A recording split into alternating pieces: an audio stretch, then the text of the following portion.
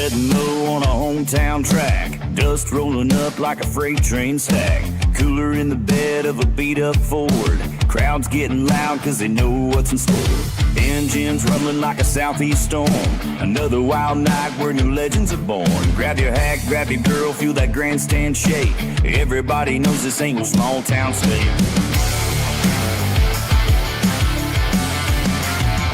Cause we're full throttle Thursday night at them big bright lights, rubbing doors, riding high, leading hard through every fight. From the backstretch to turn forward, fans holler for more and more. Ain't nothing beats that heartbeat racing.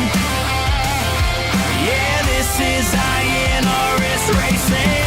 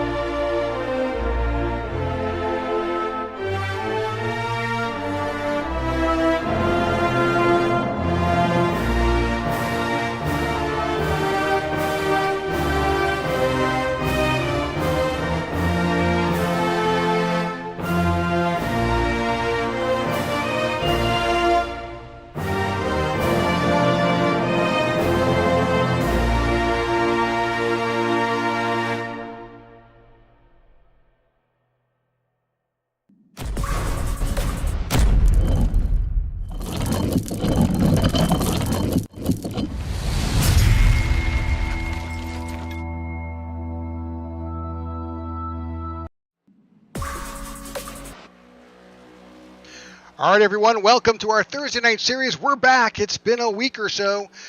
We are here with the iNRS Racing Series in Bristol for the Food City 250. Qualifying is underway. I am Rick Souza here in the booth, joined by Ryan Pittman. And guess what? It's his birthday. Ryan, welcome to the booth. Yeah, appreciate it, Rick. You done woke me up and said, hey, how about a broadcast at your birthday? I said, hey, why not? So I make another league race and slept through it, so here I am. But man, it's always great to be at the concrete high banks of Bristol Motor Speedway outside the mountains of Tennessee. And man, I've been to this racetrack a couple times, Rick, and I'm not sure if you have, but every time you step into this facility, it's like it just grabs you, compels you to fall back in love with the racing and short track racing. There's nothing else like the Bristol Motor Speedway, and it's such an honor each and every time we get to come to this famed racetrack. It really is that classic gladiator bowl of racing. It's the way that the track is surrounded by the grandstands. It's just the greatest track ever. I've been there. It's just an amazing place. It's the last great Coliseum, Rick. That's the words I was searching for. I couldn't dig them out. It's been one of those days. Yep, that is true. They were going by way too fast. So qualifying is underway. We've got about 30 drivers here tonight. I do know that some drivers are actually at the race, so we wish them they have a great and safe time. And we'll see them back next week when we start getting back into our normal schedule. But we thank you all for joining here as qualifying gets underway. Once qualifying is done, we'll catch you up. There's about a 5-minute driver meeting that does take place. But we'll bring you the grid after that and so forth. But let's catch up on a couple of things while qualifying is happening right now. Let's currently look at the standings right now. Lucas Gortman out in front. You know, he's got 5 podium finishes, a solid win, but he is just killing it on stage points. Yeah, stage points are pretty much everything in the Cup Series right now. So doing a great job there. We'll have to see where the stage break is for tonight's race at Bristol Motor Speedway. But Lucas, man, looks like he's got it dialed in right now. He sure does. Yeah, stage break tonight is at lap 83, and we're about to cover. We'll jump right into that and talk about the race info for tonight. So we've got 250 laps, 75% fuel, stage break at lap 83. They've got 6 sets of tires. This league, there are no fast repairs, so you break it, you own it. They have as many green white checkers as they need to make it work. They fuel window. Brian and I were just talking in the pre-race before the broadcast about how many laps. It's 125 laps, so fuel is not going to be the issue in so much as tires. That and the fact that we have no fast repairs, that is a big deal here at Bristol Motor Speedway, because as you mentioned, you break it, you buy it. There are no second chances. You got no mulligans here tonight. So especially with the toe links, they can break so easily. It's going to be really easy to put yourself out of this one. And if you're some of the guys battling for a championship here with a new championship format, you really can't afford much of a bad race. No, absolutely not. You've got to, no matter what, you've got to qualify. You've got to qualify well. You have to finish well. And absolutely, it's critical that you're here at every race. There aren't many opportunities where you can just miss a race and still stay in the top 10. Yeah, absolutely. I'm not sure if this league has any drop races, but if not, then yeah, every race counts. You mentioned some of the guys that are out at Bristol Motor Speedway this weekend. Man, I bet they're going to be having fun, but they're also going to be missing some great action here for the iNRS Racing Series. So tonight we've talked about some keys to tonight, and one, Ryan, it's got to be qualifying. Yeah, qualifying, going up for this qualifying lap, it's going to be hairy. You got to try to get the tires up to temperature before you make that first lap, because like I said, it's got to be on the edge in qualifying and really not backing down from that threat of spinning out. And kind of that two-sided coin where you got to go out there and try to put up a quick lap, but also try to maybe put up a safe lap for the first one. Make sure you get a time down and then really try to go for it for your second lap. Well, and then this track is so hard to pass at. Yeah, so with the top line, the way the Bristol Motor Speedway has been over the last 20 or so years, the top line is going to be dominant. That's where the momentum is going to be carried. Trying to get down to the bottom, your car is going to be a little bit tight, and then since you got so much wheel into it, it's going to want to kind of snap loose there on the exit. So try to make that pass and try to make it carefully and respectfully. Is going to be tough, and I think a lot of the passes are going to be made by way of somebody else making a mistake, maybe getting up into the wall, getting it a little bit loose, and then trying to get door to door back down the straightaway and trying to finish the pass there in the next corner. Well, as we talked about earlier too, it's staying out of trouble here. As you said earlier, there's no mulligans. There's no way to jump back in, and your car is brand new again. You've got to, if you're in the wall and you've got some damage, you pretty much have to make do, or you're gonna sit out and wait for the iRacing fairies to fix your car. Yeah, and on the same sense, in the same way, you got to keep your tempers in check. It's a way of attrition, and contact's going to be made. You're probably going to get spun out at some point, but keeping your frustrations and everything in check is going to be the way you're going to find yourself up at the front, making sure that you make all 250 laps and bring home the trophy. What do they say? To first finish, or to finish first, you must first finish. So I think that's going to be the key. And honestly, for those guys you talked about qualifying, get up there, control the race, and not even have to worry about anybody out back. Absolutely.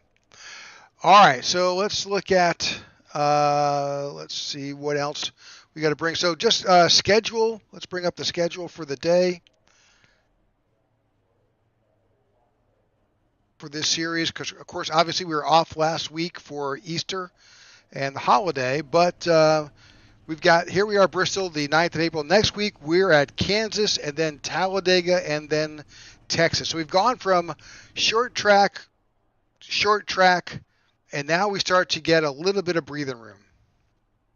Yeah, a lot of these guys really look forward to those 1.5 mile tracks. The short tracks, I love them, but they can definitely be very much out of your hands in a lot of senses. So getting back to a 1.5 mile like Kansas Motor Speedway, like Texas Motor Speedway. Of course, we got the Talladega thrown in there as well, so that's always kind of a monkey, a wrench in the fray. But Talladega always fun as well. But those 1.5 miles are what those guys, I'm sure, are looking forward to in the next coming weeks.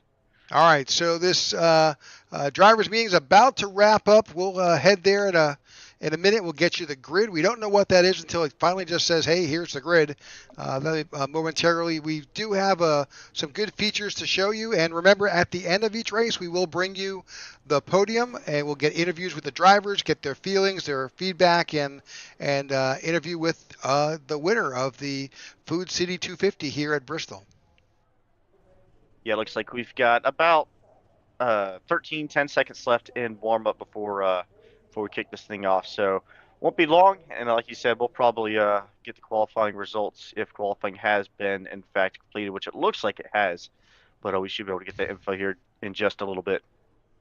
Yep, qualifying is wrapped up, and we should get that change over momentarily here as we move out of that warm-up period and right into our grid. So waiting for the drivers to get in their cars, get set to go, getting a drink, because this is a potentially long race as these drivers will sit in their racing rigs for a while. 250 laps, Rick. It's a long way. I know it's a half mile, and you're looking at was it 10 or so seconds or 15 seconds a lap or whatever it is, but it goes by in a hurry, even though it is 250 laps. You keep it green, you're only looking at a little bit of time in the seat, but 3 hours is the scheduled max time. All right, we do have a grid. Let's bring it up. All right, starting out on the pole, Eric LeBombard Jr. is there with Jordan Wenzel to the outside.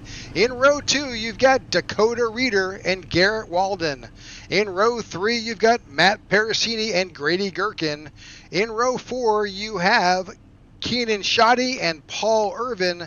And in row 5, you have Lucas Corbin and Brady Boatwright. And picking up the second half of the top 10, you're going to have Kai Collibor starting in the 11th spot, and in the 12th spot, it's going to be Corey Ennis. Excuse me. Starting at P13, it's going to be Alec Daffin and Joe Musso in P14. Bring up your road number 8, you're going to have the 30 machine of Garrick Wells and Tyler Lem in the 16th spot. Road 19, it's going to be Jeff Ramsdale and Scott Thomas. And then finishing out your top 20 spots is going to be Jake Musso and Joe Torres. In row 11, you have got Zach Carter and Tony Japs. Row 12 is Daryl Young and Shane Trotter. Row 13 is Vince Burns and Mike Wheel. And bringing up in the, I think that's the, nope, got a couple more rows left. That's Matthew Wheeler and Austin Walton. And then row 15, Steve Tucker and Brennan McKee. That is our field for tonight. Yep, so the pace car is rolling. It looks like we'll get the want-to-go signal this time by. So it's going to be the 58 of Eric Lombard Jr., who I believe he said is going to be at the top of the point standing so far this season. So doing exactly what that driver needs to do here coming into tonight. And starting to his outside is going to be the 81 machine of Jordan Wenzel. Yeah, your point leader is Lucas Gortman. He's sitting back in row 5, so he's got some. Well, he's up there, right up top with. Right there with Eric LeBombard. He is in second, so right there you've got the 1 and 2 in the top 10. And green flag. Pace car dives down to pit road. We are back green for the initial start here at Bristol Motor Speedway. They thunder off into turn number 1. Oh, already the Jordan Wenzel goes around. That's exactly what we talked about, Rick. The tires are going to be cold. It's going to be snappy here for our first couple laps here, and that's exactly what we saw. Jordan Wenzel just kind of swapping ends on him, getting loose and spinning out, and I believe that was probably the first corner of 250 laps, 500 corners, and well, didn't even make it to one. So looks like that car may be well, we'll see if that's the 81. He doesn't look like he has too much damage, but we'll see anybody else. Yeah, let's take a quick look and just see what happened there. Watching the 81 of Mr. Wenzel there, just got a little bit of loose, goes around. Some minor contact with that inside wall, but he's kind of figured it out. But see also if anybody else was caught up in that. Yeah, there's some damage there. The 25 of, that's Musso, that's Jake Musso. Yeah, we talked about, Rick. That's so easy to do in these cup cars. I'm a short track guy. I'm super late model, tour mod, late model stock, all that kind of jazz. So I've been dabbling back into the cup cars over the last couple of weeks for the IWM regular series on Wednesday nights. And man, I had a hard time going back to Martinsville. It just seemed like there were times when the car just had a mind of its own. And I regrettably caused an incident because of that same reason. So down the straightaway, you would think it would be just fine, but the car just comes out from under you at times. So I think that's what we saw in 81. And just kind of got caught outside there a little bit on lap number 1. Yeah, that corner. I think corner exit with this new generation, with this new addition from iRacing of the cars, the rubber, the way that the everything is set up.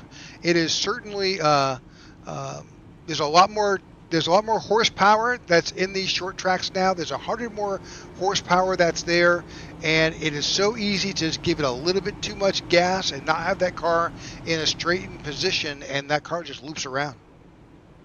Yeah, like I said, it feels like at times this car is just completely out of the racetrack. I don't feel it like deep down and into the grooves like I do with a lot of other race cars. So, trying to get back used to these gen cars or next gen cars. I know these guys have been driving these a whole lot, but I certainly seem to struggle with these cars. And honestly, I don't hold any kind of foul to the 81 machine and what happened there. That is so incredibly easy to do here at a track like this. Again, concrete surface, so it's a little bit different than the asphalt surfaces of, like you said, the Kansas Speedway or the Richmond Raceway and stuff like that. Yeah, I do have to report that it does appear that Jake Musa, the 25, has a meatball flag, so he's definitely got some repairs. He's got it made in the pits. So. All right, we're going to try and get this started again. Pace car lights are off. We're going to get this back underway.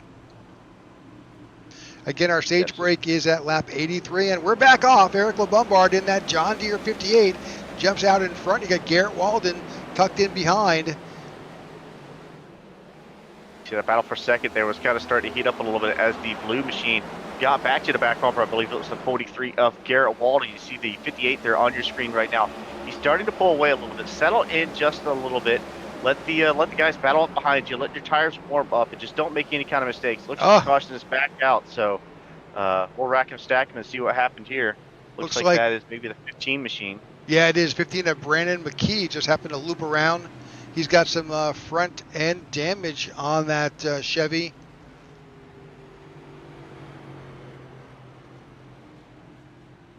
Yeah, and again, it's so easy here. We'll try to look back at the replay right here. So you see the 15 there on the bottom, just on the apron. Looks like, yep, just a little bit of twitch there. Let's see if that carries off the corner. And maybe he had a little bit of contact from the zero out back. Nope, same thing on a straightaway. Just got loose and down to the inside, impacting the wall. That's where your front damage came from. And that could be also another early night for that 15 machine of, I think you said Musso. So yeah, Brandon McKee. He won either. McKee, excuse me. Yep, yeah, no worries. Just looking, he does not have a meatball, but he's definitely got to get some repairs made, that's for sure. All right, so 2 quick cautions here inside the first 10 laps. I'm pretty sure that's not going to be a trend for tonight. But with 30 cars on the track, these guys will, you don't want to get too many cautions. You wind up really affecting your race. And again, as we talked about earlier, points matter here. You can't just throw away a race. You've got to settle down. You got to drive a little conservatively so you can finish. Yeah, and if you're on the flip side of that, if you're back there at the back and looking for a good finish, this could be your opportunity to try to nail down just that. Try to run a clean race. Some of these guys are going to take each other out, and you'll find yourself up at the front just by way of attrition. That was our third key to the race coming to tonight. So just run a clean race, and you could find yourself with a very respectable finish here at Bristol Motor Speedway. So again, this is going to be the 58 machine up at the front. To his back bumper is going to be the 43, who is also going to lead us to the green flag. You saw the 85 there. That is, of course, the Ford machine of Dakota Reeder trying to enter into the fray there on lap number 5, I believe. So we're clicking away laps just a little bit here. We're on lap number 10 of 250 here at Bristol Motor Speedway. So once the pace car lights get out, we will try to send them back green for another time. All right, field is kind of forming back up as we'll go 2 by 2 as we cross the start-finish line. Race is back in the hands, the restart back in the hands of Eric LeBombard in that John Deere 58. He does have that 43 of Garrett Walden to his outside, and he has got Dakota Reeder and Paul Irvin back there in row 2. All of these guys are looking for that opportunity to get some good stage points and eventually, hopefully, win a race. Yeah, absolutely. So we're going to see if we can get them warmed up a little bit here and have a little bit better of a start, and try to put it to these guys. It looks like you may still have upwards of 28 or so cars, 29 cars still on the lead lap here. So 28 cars. But again, it's going to be the 58 machine going out to the lead. He's going to pull a hard charge, and the guys out back in second is going to battle for that second spot. That again is the 43 machine of Garrett Walden and the 85 Dakota Reader there, just on the back end of our camera. Good lap set there by Eric LeBombard, already a 15.54 fastest lap so far. Of course, we're just in this race to be just a little bit here, but smoking lap there. Watching this as we begin to go single file here as we get a bit farther back. Oh, little contact. The 48, the 43, the 48, and the 43 both go around. They're going to collect a number of other drivers there as the caution flag flies again. Yeah, he just kind of rolled up on the center there just a little bit quick, maybe caught him outside, and it's kind of one of those things you talked about, Rick, too, trying to set up your passes, being patient with the passes, waiting for an opportunity to arise, and then capitalizing on it. So we see the 48 machine, again, that is, let's see here, who's in the 48, Rick? That's going to be the Paul Irvin, I believe. Okay. Yep, Paul Irvin. So yep. Looking at it here, rolls into the corner, gets to the back bumper of the 43, and the 43 just a little bit slow there. And maybe slower than the 48 had expected, and just contacted the left quarter. And that's all it takes. Synchronized spinning here out of turn number, I believe that's turn number 4. They all look the same, Rick. All right, yeah, a number of drivers were caught up in that. Some just stopping, but some spun around as well. So that caution number 3 comes out, does get a few drivers are in the pits. You see that the Corey Anderson, the 27's in the pits. Gary Wells is in the pits. Jordan Wenzel is still in the pits at the moment. And the 48, who we were just talking about, is making his way. Paul Irvin. So this is an opportunity for a number of drivers here. A couple of things happen. We got a lot of caution, so if you are a lap down, there's a good opportunity for you to get those laps back over time. And secondly, you're going to need to get repairs made. So if you've got a little bit of bumper damage, a little bit of quarter panel damage, you can sometimes spend some time on pit road and get that knocked out. Yeah, it is a long pit road here, assuming they build it just like doing real life here. So you're gonna have to come down under caution all the way down in turn number, I believe it's turn number 2, and go all the way down and exit off of turn number 1. So under yellow, you're gonna have to make the full length of pit road, and that's basically the entire track. So honestly, may not have a whole lot of time to get some of that damages done. So it's just maybe a few seconds here, a few seconds there as the caution lights are still on, trying to get some of that damage repaired. All right, field crosses over the start-finish line, and the lights go off on the pace car. And that puts Eric Bombard and the 85 of Dakota Reader on that front row. Second row changed up a little bit now. You've got Grady Gherkin in the 46 and the 45 of Keaton Shoddy. That's your row 2. Row 3, Matt Parasini and Kai Kalmore. So Eric Bombard gets his teammate in the top 6 right there. You see even the guy in the 5th spot there, the 94 machine, that's Matt Parasini. Also has a little bit of nose damage on that 94 machine. So already a little bit of metal scars showing as the pace car dips off and on a pit road. We're going to drop the green flag for the 3rd time here tonight. All right, back underway, lap 19. Eric Bombard leads the group. Still got some side-by-side racing with the 46 and the 45. Yeah, down on the bottom, trying to get that throttle off and try to claim that position of that spot there. He's not able to make it that time, but man, we talked about it, Rick. The outside line is so strong here, especially as you get the long run going, that it's so incredibly difficult to try to get the throttle off if you're on that bottom side and clear any kind of car on the outside. You see the 28 machine trying to get by I believe that's the 89 Valvoline car, just not able to make it happen. The 89 just has such a great momentum up and off the corners. Yeah, that 28 driven by Joe Musso. He's trying to get around the Brady boat right there in the 89, but he does it finally, but it's not easy. Going back up front, looking at Dakota Reader, he's pretty much carved out his second behind Eric LeBombard. Grady Gherkin behind him. Keenan Shoddy is there, but he's got Kai Kalmore on his tail with the 94 of Matt Parasini right there. So right now it's single file happening here. Let's go to a horizontal look on our tower and bring up the track map so you can see where the drivers are right now as they make their way around.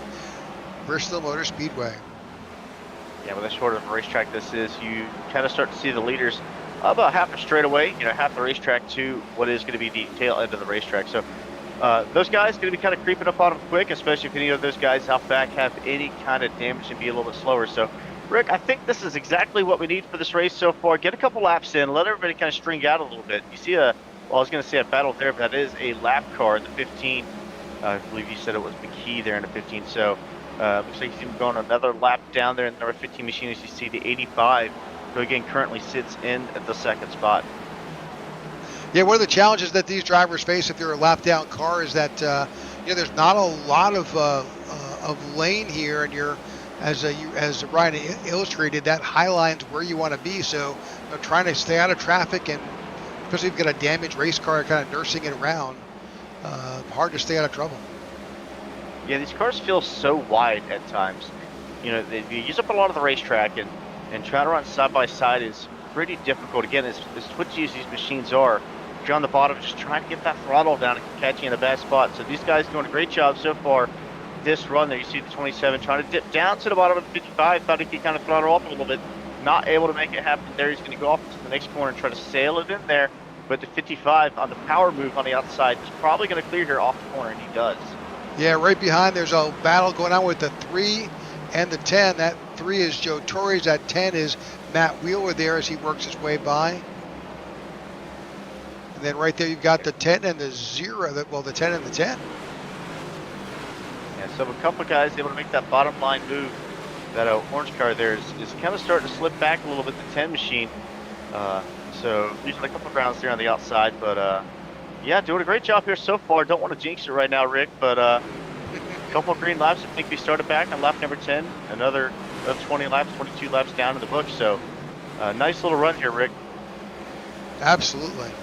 All right, jumping back up front to Eric LeBombard. He is working his way around this track. Yeah, that John Deere number 58 machine doing a great job out front. Looks like, see what the interval is, about 7/10, 8/10 of a second back is that second spot. So 8/10, that's a pretty considerable distance here at Bristol Motor Speedway. You see it right there. Several car lengths back is the 85, but I'm sure he's just happy to be sitting there and kind of have nobody out in the front, nobody out the back, and kind of just ride around and sit in that second spot and not really have to worry about a whole lot. Oh, caution comes out again. It's like the 3 of Torres is involved. We were just talking about that machine not too long ago there. See the 3 sitting in a not very opportune spot there, sitting just perfectly, sat in the middle of the bank. So hopefully he can get spun back around and pointed in the right direction, perpendicular to the racetrack. All those guys make it down to the bottom. We will take a look at a replay here. So you see the 3 machine down on the bottom. See if he just gets a little loose trying to get on the power here off that corner. Yeah, he was battling door to door with a 99 of Lem. Sometimes he can try to throttle down a little too early, and unfortunately that just looped that car around. Yeah, doing an excellent job trying to lock up the brakes and not impact the inside wall. That kind of shot him, Rick, right up into the racetrack. Excellent job by everybody else, missing that number 3 car sitting perpendicular into the racing groove. So close call for the 3 machine. He's going to get another shot. We said not many shots are given for seconds at Bristol. So 3 machine counting his graces here that wasn't any worse than it was. So he's going to start back. Let's see where he's going to be starting back if I can find him here. Looks like he's back in the 26th spot. So back down in the field, but all fenders still on that race car. So I'd count it. He lucked out quite a bit. Absolutely.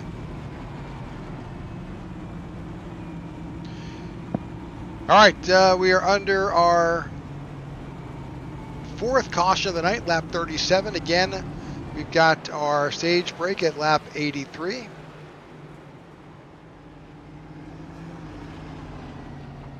Yeah, that's going to kind of come in here pretty quick here, Rick. With the amount of caution laps that we've had, not really a whole lot of opportunities to make some passes here. So you're going to have to try to make some moves. Again, don't want to put anything in jeopardy as far as wrecking the race car, but when we stack up for a restart, you kind of have to make it count, all while trying to not wreck your race car. So you said lap 80, 82 or 85. So coming up here quick, we are crossing under lap number 38.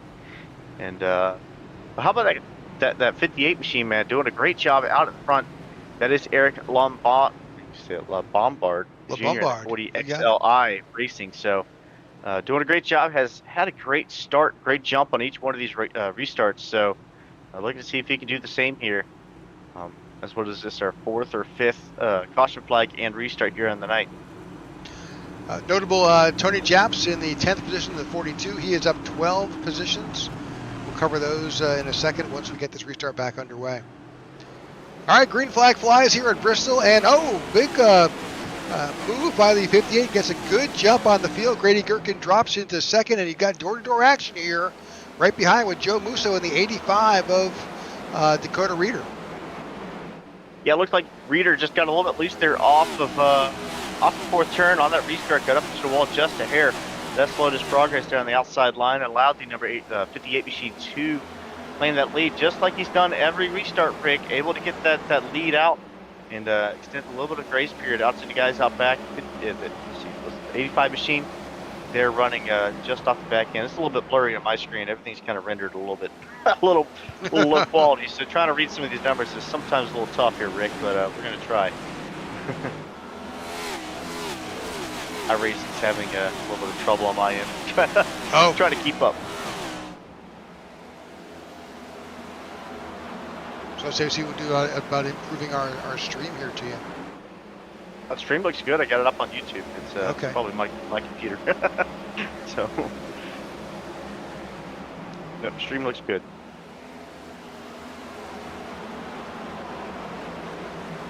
All right, so right now here, lap 43, about halfway to the stage. LeBombard is out there in front, 58. You've got Grady Gherkin solidly in second. Dakota Reeder, Joe Musso there in third. Keenan Shoddy there in fifth. Alex Daffin in sixth. Kai Collimore in seventh. Lucas Gortman in eighth. Jeff Ramsdale in ninth. And Tony Japs in 10th. We can jump on board. Pick a driver. Who do you want to ride along with? Oh, I want to see how this lead car is getting through this racetrack again. Not a whole lot of people out front, but I want to see how he's making the corners. If he's kind of pinning it there on the bottom, if he's running up top, looks like he's running 12 inches up from the bottom line. Not really sweeping up into the corners a little bit, kind of painting that line a little bit. You see maybe a little bit of a diamond effect, cutting it low off the corner. So doing a great job getting an idea of the RPM ranges and how easy he is on that throttle. Again, very twitchy here, very, very smooth on that steering wheel. Yeah, iRacing must have made a change in the gear ratio for this track because he's able to stay in fifth gear all the way around, not having to downshift. That may be different with other drivers, but that's what Eric is doing. That's good for him and good for fuel economy in that number 58. Yeah, I can't remember. It's been a while since I ran the next gen car at Bristol. Were they really downshifting at Bristol in the past? Well, you just never know exactly. So last week at Martinsville, we were in third and fourth gear all the way around. Yeah, I know Martinsville you would for sure, but Bristol's such a momentum racetrack, Rick. And with the addition of the little extra horsepower, you have another caution out, but with the addition of the extra horsepower for these machines, that may also come into a factor that you just have a little bit more RPM coming up into the center of the corner. That may help as well. So, it looks like he's coming up pit road. Yeah, it looks like the leaders are all on pit road. Looking back, it looks like potentially Joe Torres was involved in another incident. Yeah, we mentioned it, Rick. I think it was 6 cents on the race, so I don't know if that's 7 cents in total, 6 in the pits, but smoke them if you got them. So they're sitting in the pits and ready, and these guys, that's what they're going to do. Again, we said the fuel is going to be up and around the 125, 120 laps, so not nearing that in the slightest. So looks like it's probably going to be a 4-tire stop. Just top it off with fuel, but again, fuel is not much of a factor here, at least here for tonight. Yeah, definitely not. Fuel is not the factor. Tire wear absolutely is. That's for sure. And all the heat cycles you had probably going to make it a little bit of a factor. And again, Rick, I know we had a couple cautions here, but Bristol, if you get strung out and you have a good little run, get the tires up to temp, it can actually go long, pretty quick here and pretty easily. Whether we see that here tonight, but that's also kind of a threat. You know, we're lap on 52, and probably had another, I don't know, 170 laps you could have made, 100 or 70 laps that you could have made there before you ran out of fuel. But if it ran long, you could be caught out. If you have to pit under a green flag condition here at Bristol, that can be entirely detrimental to your race. Again, not likely, but if it happens, you could very well just throw your race away if that does happen. Yeah, not surprised. I mean, certainly, you know, once this race gets underway, you see the drivers have already settled down. You know, we're beginning to have more laps racked up between cautions. You know, and we've called races here at Bristol where we've had 1-2 cautions the whole race, so it very easily could do that. And then, like Ryan just said, absolutely an opportunity to get caught without fuel. So every opportunity you get, take the fuel. Again, tires are the biggest factor, but you don't want to forget you do need to you do need gas on these cars to go. Yeah, I don't know if you remember, Rick. Do you remember what the first race that we were a part of, you and I, was for the IWM Broadcast Network? I don't recall. You got a better memory than I do. So yeah, remember we were running the Southern E Motorsports Championship finale for the late model stocks back in, it must have been 2023, 2022 or so.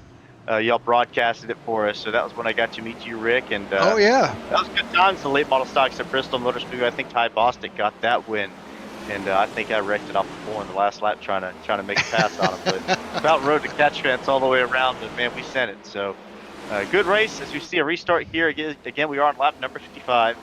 Looks like that's going to be the 58, I believe. They're on the bottom. 85, excuse me, of Reeder. To the outside is that Sig machine of Gortman. Yeah, he just tagged the safer barrier just a bit there. You can only do that so many times here at Bristol. Yeah, and if you do hit it, you want to try to make sure you hit it square. Don't bend anything out front. Those toe links can be sensitive here on iRacing as well. So you got a couple mulligans. You can hit it a couple times. Just don't hit it any harder than you have to, and don't hit it any more than you have to. So doing a great job making the power move on the outside. Looks like he may have that momentum carried off the corner. Looks like the 6 may get to the point here, picking clear just another set of corners here. Yeah, the 85 is not going to let it happen. He still held it for a bit there, but no, the 6 drives around. Lucas Gortman, new leader today. Mr. Gortman takes over the lead here in Bristol. Dakota Reeder second. Matt Parasini sits in third. Yeah, I think Reeder had a close call there off that same corner when the lead change happened. Man, he got a little bit loose there from what I could see, and just about spun it, but kept up under the wheel, kept hands in check, and was able to reclaim it and get back up to second. So doing a great job there in the 85 machine. You see the 94, we talked about the damage on the front end a little bit earlier tonight. And damage, well, never heard of it. So we're running third and doing well with it. So maybe it kind of helps with the aero a little bit. Gets a little extra downforce on the nose or something. But the 94 doing well, although he is under fire from the 28 machine. That is Joe Musso in the Monster Energy number 28. He looks down to the bottom and almost 3 wide there, Rick. And that would have been... Yeah, Kai Collmore, he is not afraid. He's got the 58 to his outside as he's charging back up the field. So, yeah, Kai Collmore and Eric Bombard, both 40 XLI drivers. They're teammates, and they're battling there to get their way back up to the front. Yeah, hard battle here at Bristol Motor Speedway, lap number 64, excuse me. I'm going to say 63. But I got to get my eyes checked, Rick. You told me it's my birthday today. I'm getting old, man. Yeah. It all adds up. Yeah. I know the feeling. The Joe Musso loose, spins around. That 28 goes around. He's sliding down the track. That's causing everybody else to try and make some evasive maneuvers. You talk about a banking at Bristol Motor Speedway. You saw him impact the outside wall there. And just all 4 tires just kind of slide right down the racetrack. Not a whole lot he can do. All 4 tires locked up, and yet just slides down the banking there. Just the incredible banking at Bristol Motor Speedway. It's upwards of, I think, 33 somewhere around banking in the corners, and it's a spectacle to watch. I remember when I went to Nashville Fairgrounds, we went to an old racetrack. What was it called? Riverview Speedway down in Tennessee, and had the same banking as Bristol, Rick, but it was not a half mile. It was a quarter-mile racetrack, much like the Slinger Speedway. Oh, wow. Still upwards of 30 degrees and a quarter mile. It was absolutely insane. So see a little bit of contact there. The 28 did have some help, and well, he kind of got him back there just a little bit. Of course, not intentional, but just a little bit crossed up, and yeah, you see him there on the outside wall, all four tires locked up, and yet still sliding down the banking. See a car there. That was the number 79 or 78 impacting the outside wall, trying to get checked up there. And that's not the view you want to see, Rick, if you're the number 28 machine. Nope, pointing the wrong direction and stuck up there. They always say, well, Bristol's a self-cleaning track. Well, sort of, but when you're locked up there and you want so desperately to get pointed in the right direction and not be hung up there as cars pass you on both sides, that is an untenable position.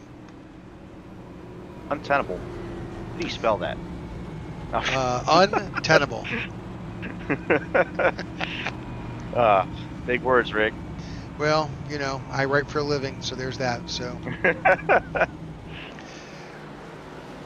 all right. So what we've got here, folks, we've got 68 laps complete here. Our sixth caution of the night. That's an old broadcast buddy of mine will say that's the trend happening there. About 10 laps or so per caution. That'll clean itself up over time. But we've got Lucas Corbin out in front as these drivers try to figure out how to stay pointed in the right direction. 22 drivers still on the lead lap. How is John DeRidris doing lately? Doing all right? I think he's doing referencing.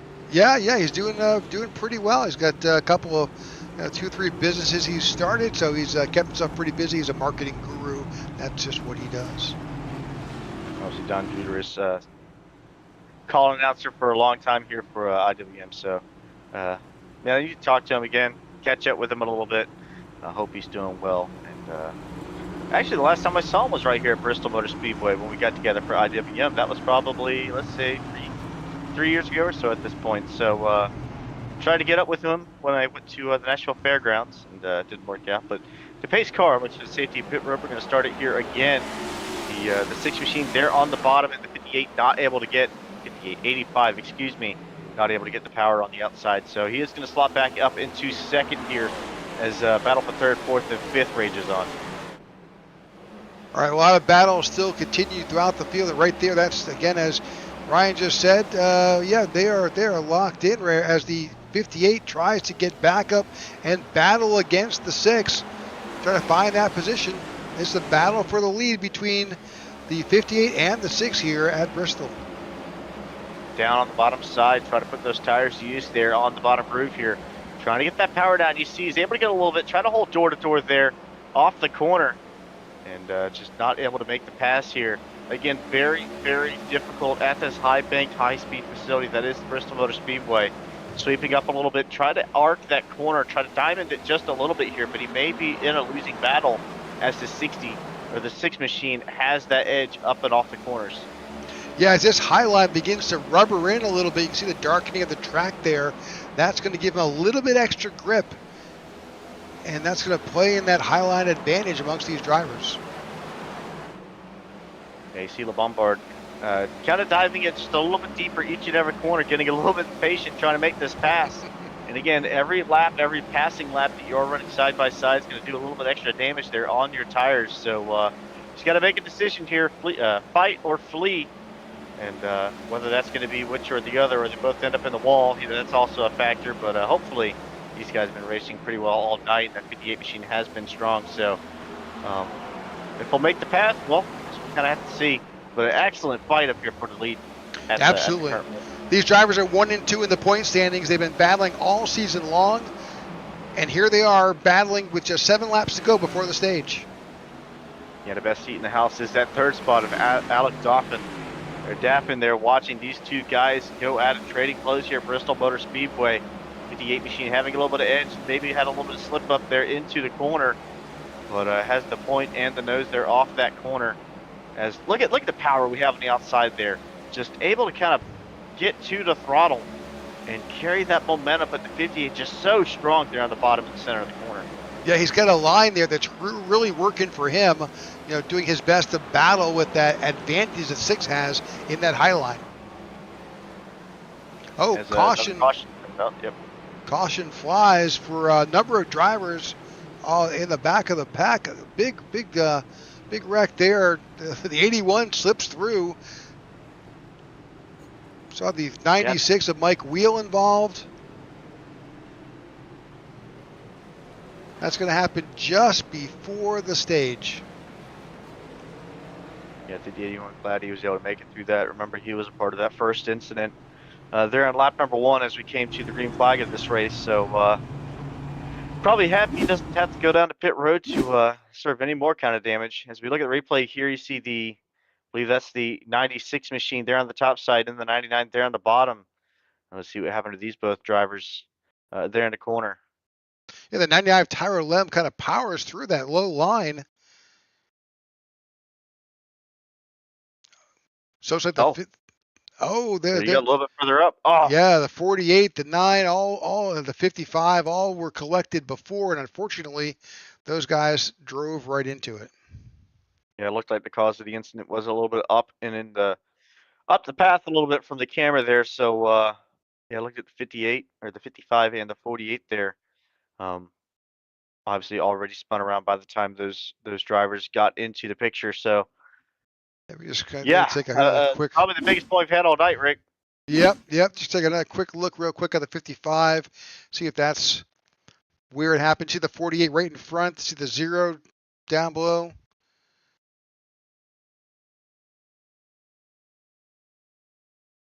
.48 just got out of shape. Yeah. Yep, just the same thing, Rick. Just getting a little bit loose off the corner, trying to catch it. And when those tires break, it's so incredibly difficult to get them back rolling and up underneath you. As man, a lot of cars impacting that outside wall and sliding right back down the racetrack. Just so difficult here at Bristol to escape anything like that. Because again, you step on the brakes and the car itself is liable to just step up from under you too. So here's very difficult. Here's an interesting fact. Alex Daffin in the 84, he's out in front. We do have this stage coming up. He did not go into pit. Neither has Dakota Reeder. The 85 of Dakota Reeder has not pitted all night. He's the only car who has not gone into the pits at all tonight. Yeah, and I don't hate that strategy, Rick. As long as you're up at the front, kind of stay away from the chaos. And I really don't know how much of a help the tires are going to be there. If you pit again, they are going to be cold once you pit, so trying to get them up to temp and get them to where they're not so on the edge is probably actually kind of nice, so long as, again, he doesn't have to enter into any kind of fuel difficulties here. Again, if it goes green, he may be in a little bit of a sticky situation, but up until then, I like the strategy, Rick. Just try to stay up at the front, out of the chaos for as long as you can. Absolutely. So right now the tower shows Steve Tucker as a 19. His car on the track shows a 0 on the door and a 10 on the hood. So he's not quite sure just what number he is tonight.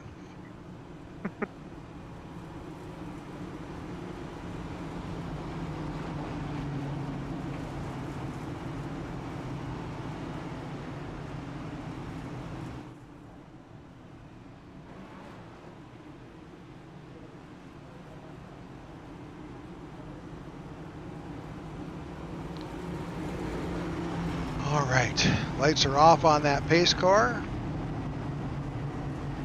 So I think they'll pretty much handle this like a green-white checker for the stage points. That's right, you said so. What was it, lap 82 was the scheduled distance for the... 83. Okay. Yep.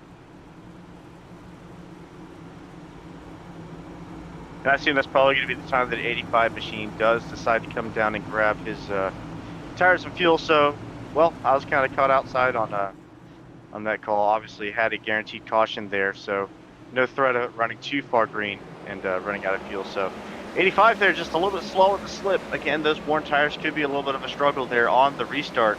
Try to make sure you don't spin the wheels. So, able to get it back going. He's probably going to slot down into second or third.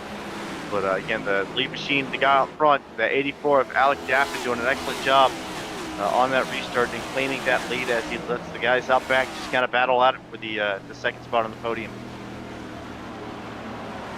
I'm not quite sure how the stage will run, but right now we've got 163 laps to finish this race here at Bristol in the Food City 250. Yeah,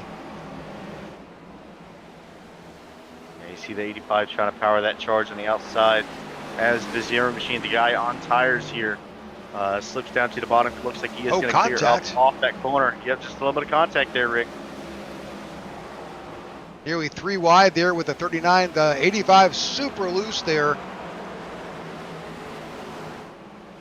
Dakota Reader has now slipped back to 6th there. Again, that not coming in, I think, is really hurting him. Yep. Yep, so stage number 2 here underway at Bristol Motor Speedway, and it is the 84 machine of Daffin out at the front. So we'll see what he can do. The guy out in second is about a second back, 9/10 of a second back, so nice little healthy lead. And doesn't really have to worry about anything else than just taking care of the tires, taking care of the racing line up until the point where you get some lap traffic, which is a little bit up the way, about a whole straightaway. You've got the 39 of Kai Kalmar slipping into 3rd. That's a teammate to Erica Bombard. Lucas Gortman in the 6th. Now finds his way back up to 4th. Yeah, again, I'm a little bit surprised here, Rick, seeing the guys run the bottom of the racetrack as much as they are. I would have thought that group would have kind of gravitated to the top side as the run ran on, but that bottom line looks like it's pretty quick. So, again, I think the power move is still going to be on the outside. If you can get to that outside to try to make a pass, I think that's where it's going to be, and you can also run a very defensive line up there, but the straight-up lap time may be up on the bottom. Erica Bombard is closing on Alex Daffin. Alex pitted last on lap 51, and I think unfortunately that is playing into Erica Bombard's hands as he drives around the outside of the leader, try and take over that position. Yep, there you go. Just like we said, battle on the outside is probably where you're going to want to be. The bottom is quicker as we have lap traffic there in the 48. A little bit quicker there as a solo run, but running in traffic or trying to make the pass, I think the outside is where you're going to want to try to make that move. If you can get out there, it's just all about trying to time your runs to try to send the car to the outside and try to make that pass. So 58, back where he has been all night, leader of the pack. And he's going to be the pilot in this train. So the conductor, if you will, here at Bristol Motor Speedway. Yeah, he certainly took advantage of the 48 there, almost leveraged a little pick there to take that opportunity to slip by the 84. Plus the fact that the 84 is on about 30 lap older tires didn't help. Yeah, absolutely. So I'm kind of curious to see what the tires do kind of start to factor in here. Again, it looks like we have plenty of them. It's just whether the fact that these guys choose to utilize this tire setup in the pits. So again, track position is so important here. Whether you decide to try to take that little bit of gamble and set yourself back a little bit to take those tires, that'll be the way to figure out on the night. So you see the 46 machine there on the bottom side of the 10. I believe you said 10 was the 19. So is that Steve Tucker, if I'm not mistaken? So yep, battling with Grady Gherkin there for the battle for 5th. Yeah, also that Steve Tucker car, that 19010 black and white car has got a little bit of a connection issue. We've seen him blink a couple of times. That is pretty unsettling if you're the guy trying to get around or you're behind him or aside of him. It is a little bit sketchy when that car winks in and out like that. Yeah, there you go. See the 46 machine trying to get up on the top there, able to get that power down, get to the quarter panel, and this is where he's got to try to formulate the charge there on the outside lane, able to get the power down and possess that spot there off the corner. I keep trying to say the name of the corner, but you can't tell at Bristol Motor Speedway. They all look the same, Rick, so it's throwing me off a little bit. See, you can go to Hickory and put the cars there. See the 71 of Darrell Young trying to slip down underneath. They got the 45 of Keenan Shoddy leveraging that high line. He saw Grady Gherkin do it, and there he goes. 45 slips on by. Yeah, absolutely. Remember the time the IWM decided to run the Cup cars at the old Nashville Fairgrounds Speedway. That was the first and I believe the last time they ran there. Great track. The next gen cars just don't seem to run there very well. Very, very bumpy, that little racetrack in Tennessee. Yeah, absolutely.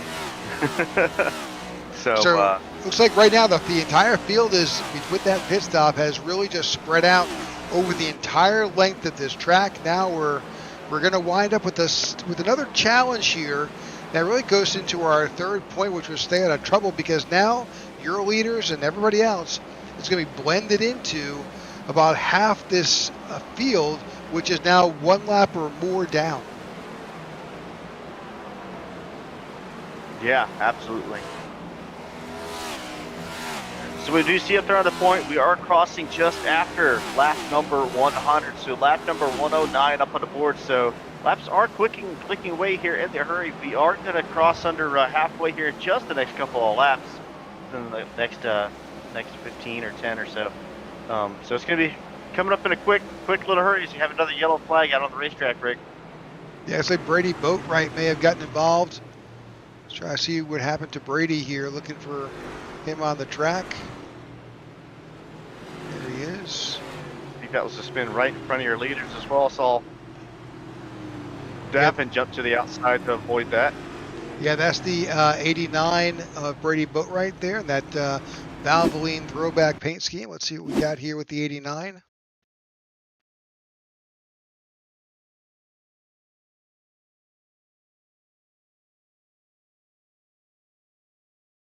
He was solidly running that high line there. See the 43 ducking underneath, and unfortunately a little bit of contact with the 43. Turns out that left rear quarter panel, loops the 89 around. Yeah, it just looked like the 43 did not turn into the corner for one reason or another. Yep, that's Garrett Walden. Yeah. Oof, saw a car there.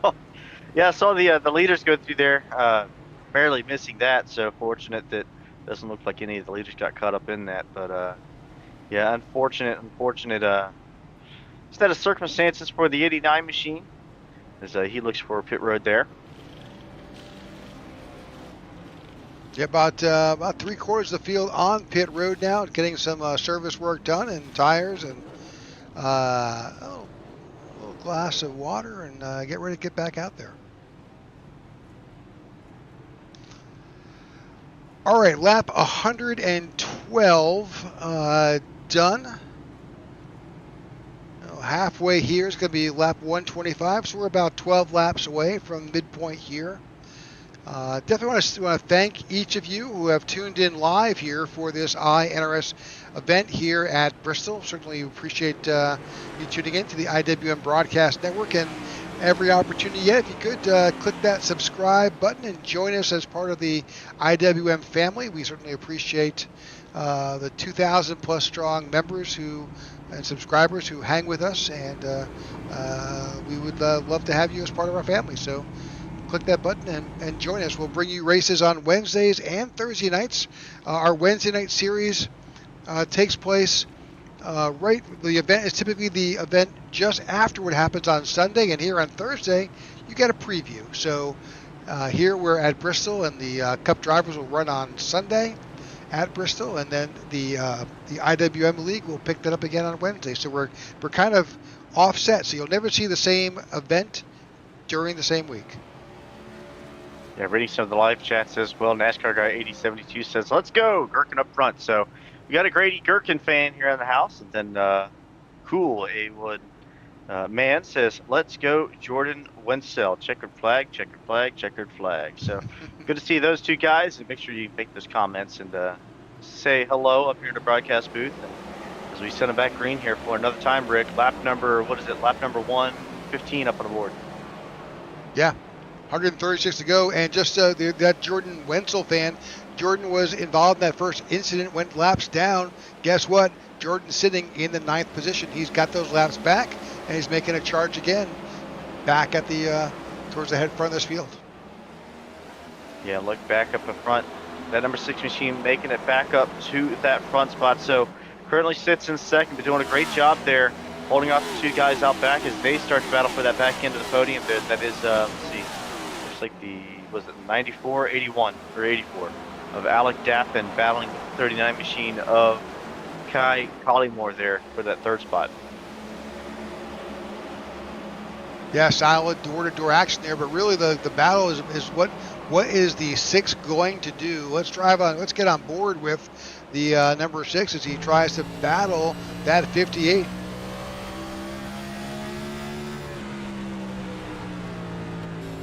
Yeah, so you see her try to get to the corner, try to chase the tire tracks of the 58 machine there in front of him. Just trying to get close enough, as you see a little bit of move there to the bottom side of him. Oh. So he's got a car inside right now. And a clean pass there. I think he kind of extended some graces and kind of just let him have it there. Yeah, that's Alex Daffin. The 84 slipped under the 6.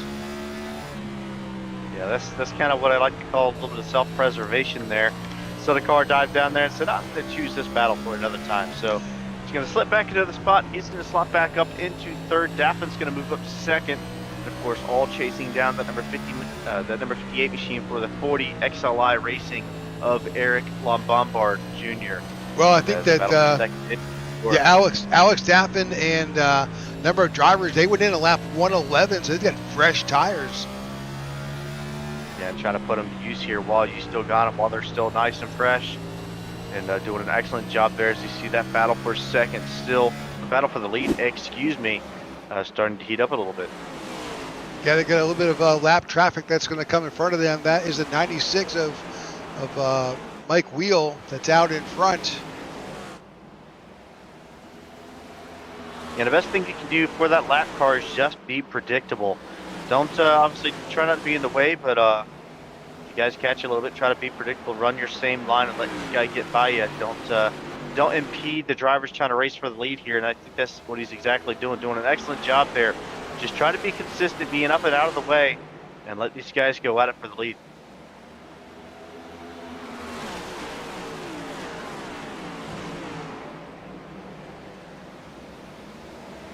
58 still holding off the 84 of Alex Daffin. Oh, the 98 brushes the wall as he tries to stay out of the way of these leaders. Yeah, absolutely. I'm kind of curious to see here this battle for the lead as it's still there. Again, he dives down to the bottom side. Just able to kind of get there, but not able to complete that pass. And if he's not careful, the 85 machine is going to get to his outside quarter panel, and he may be able to get to that second spot. I think that's honestly where you've got to want to be, Rick. Try to find a way to get to that outside line. The bottom is easy to get there on entry, but just that momentum carried through the corner is so incredibly difficult to make the pass. It's almost like you just kind of have to wait for an opportunity to try to get to the outside of somebody. As you see the 85 trying to do that to the guy that was in third with the 84 machine. Yeah, the 85 is Dakota Reeder. He's got fresh tires as well on that Ford, and he's driving it towards the front to give Eric Lombard a little bit of a challenge here. Yeah, the 85 machine looks like he might be pretty quick here. Of course, he's been up in front a lot, but nobody's really been able to contend with that 58 of Lombard. 85 trying to put it to him here, looks down to the bottom again. But I think that move is there just until you get up to the quarter panel, and then you try to start working around the racetrack, seeing what you can do. But we'll see here as he works his way off the corner, trying to get the power down, impacts the outside wall just a hair. Again, just trying to get that power down just a little bit early, and maybe got behind on the steering and hitting that outside wall. So we'll see if that affects him here. Still looks to be pretty quick. Solid run by the 85 of Dakota Reeder. Had so much power there. You saw him tap that safer barrier, but still kept it right there within a couple tenths of your leader, Lombard, as they work their way around Joe Musso, the 28, who stays down the low side. Yeah, I think that's something you kind of see out of good drivers. They make a mistake like that. They hit the outside wall, and then 3 seconds later, they forget about it and send it just as hard into the next corner. So you see the 85 down deep to the inside of the 58. Looked like maybe he was going to be able to get a door there, but the lap traffic entering into the fray 3 wide there for a second. This may allow an opportunity for the 85 to kind of catch the leader off guard as he tries to make his way through lap traffic down deep again into the corner. Oh, the 58 just drove off that corner and really put it out there, but the 85 has got it. He's right there at his bumper. He's got it dialed into the bottom and doing an excellent job painting that yellow line every now and again. Again, kind of does that little diamond move there. But when he's down to the bottom, he moves it straight down to the yellow line just a hair. Maybe try to offset his entry just a little bit now. Try to step outside of the tire tracks and try to move around a little bit. See how he's got to get by the 58 machine.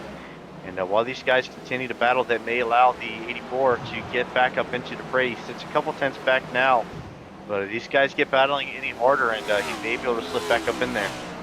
Yeah, they're coming up on another lap car. I think that's the 5 of Zach Carter, who is right there. He's a few laps down, so he's be there next. Potential. Deep dive here, Rick. Oof. Oh, super loose. That rear end of the 85 began to slip a little bit as he powered through that corner. Yes, we are up under 112 laps to go, so just past halfway here of the 250 lap distance here at Bristol Motor Speedway for the iNRS Cup Series. It is, of course, the 58 machine of LeBombard in the lead, Reeder in second, Daffin sits in third.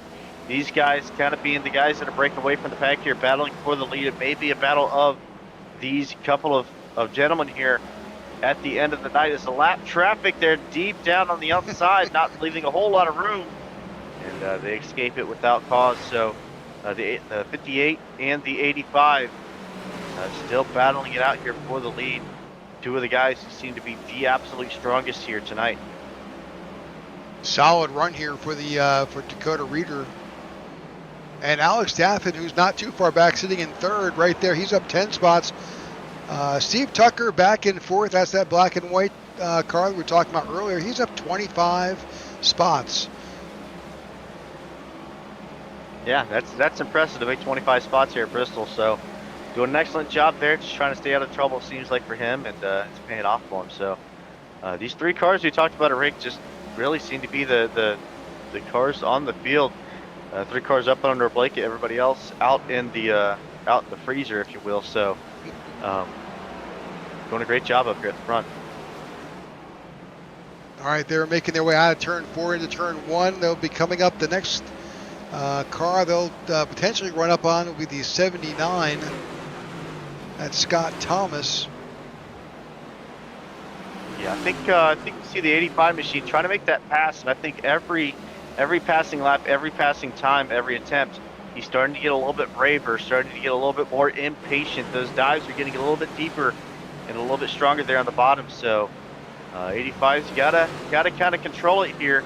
I know that he's starting to fall under threat of that 84 machine, and he's probably starting to get certainly impatient. We talked about it, Rick, at the beginning of the night. That patience and setting up that pass are 2 key details coming into the race. So he's getting a really good spot sitting in second. We know every driver wants to sniff that lead and try to get it, but man, it's still a long way to go here at Bristol. You're not going to get the checkered flag if you're sitting in the pit road. So doing a great job with those deep dives, man. Something to keep an eye here as the laps wane on.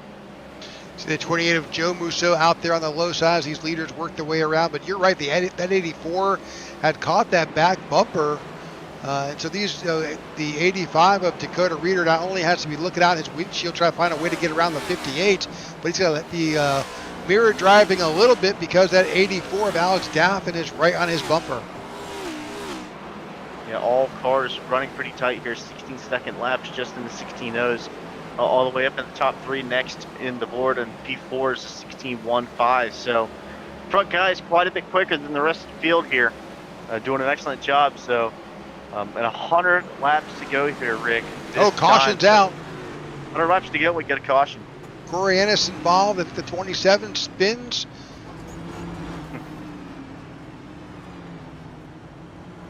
He's looking for a spot. We've seen this all night long. Once you're up on the banking, so hard to get down. He finds an opportunity, but we definitely see that damage on that front of that 27.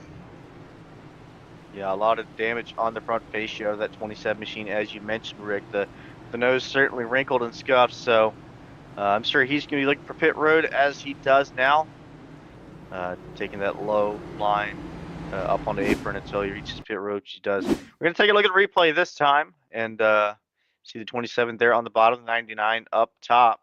See if any of the guys make kind of a little bit of contact, or if the 27 just pinches it down a little bit. You see a lap car there up on the top that may be a factor here.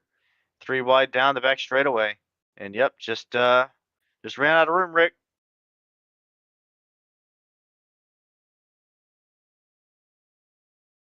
For a better angle, but I think you're right. I don't think there's a better way to put it. It's just ran out of room. I think that's just Bristol. I think that's just Bristol. Lap traffic, cars trying to run 2 wide, entered into 3 by lap traffic, and just ran out of room. This track very, very tight. We talked about the size of these race cars. They seem like they get a little bit bigger every year, so very, very tough. Short track racing.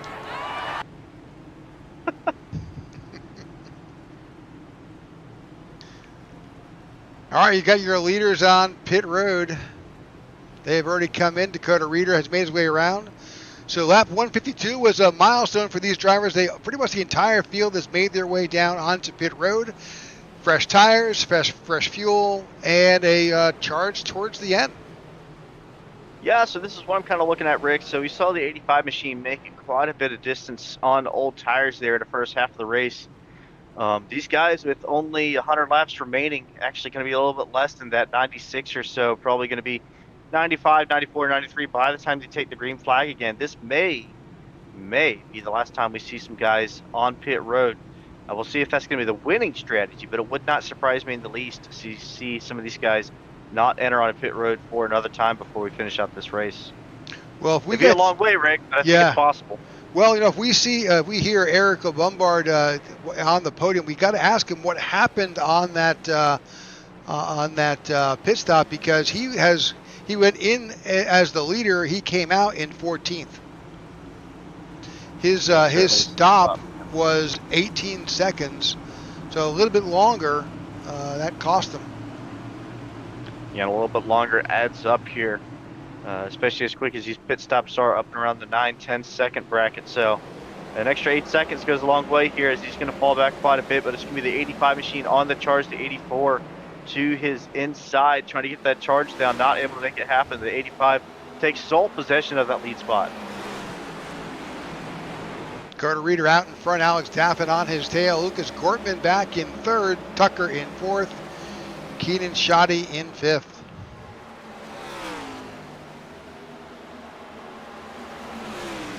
As you work your way onto the straightaway for another time down. Car spinning it behind. Yep. Oh, that's going to be a big one, Rick. That's going to be a big one. A lot of cars involved. 39, that's the Kai Collmore goes around. He's stuck there in the middle. Yeah, I saw a little bit of up into the corner. That was right into the center of the pack, dead sideways for some of those cars. I think it was, could have been a lot worse, but still pretty considerable one there as the leader makes his way through that corner. It still sits there on the apron. Washington 71 of Daryl Young Jr. and the 39 of Kai Collmore. They're door to door here on this restart. And right in front of them is where that wreck occurred. I think it's a 27, I believe. No, it wasn't a 27. All right. Well, pretty good size wreck here. Our 10th caution of the night here at lap 160.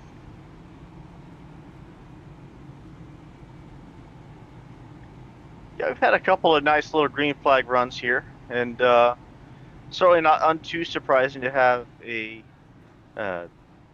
decent amount of cautions, but that is Bristol, and it is, of course, difficult on iRacing. So, honestly, not a terrible race. Got some green flag runs, got some excellent racing up here at the front of the pack, and I think we'll see a good show up here for the remainder of this one. It's going to be about 90 laps to the finish here for the iNRS Cup Series.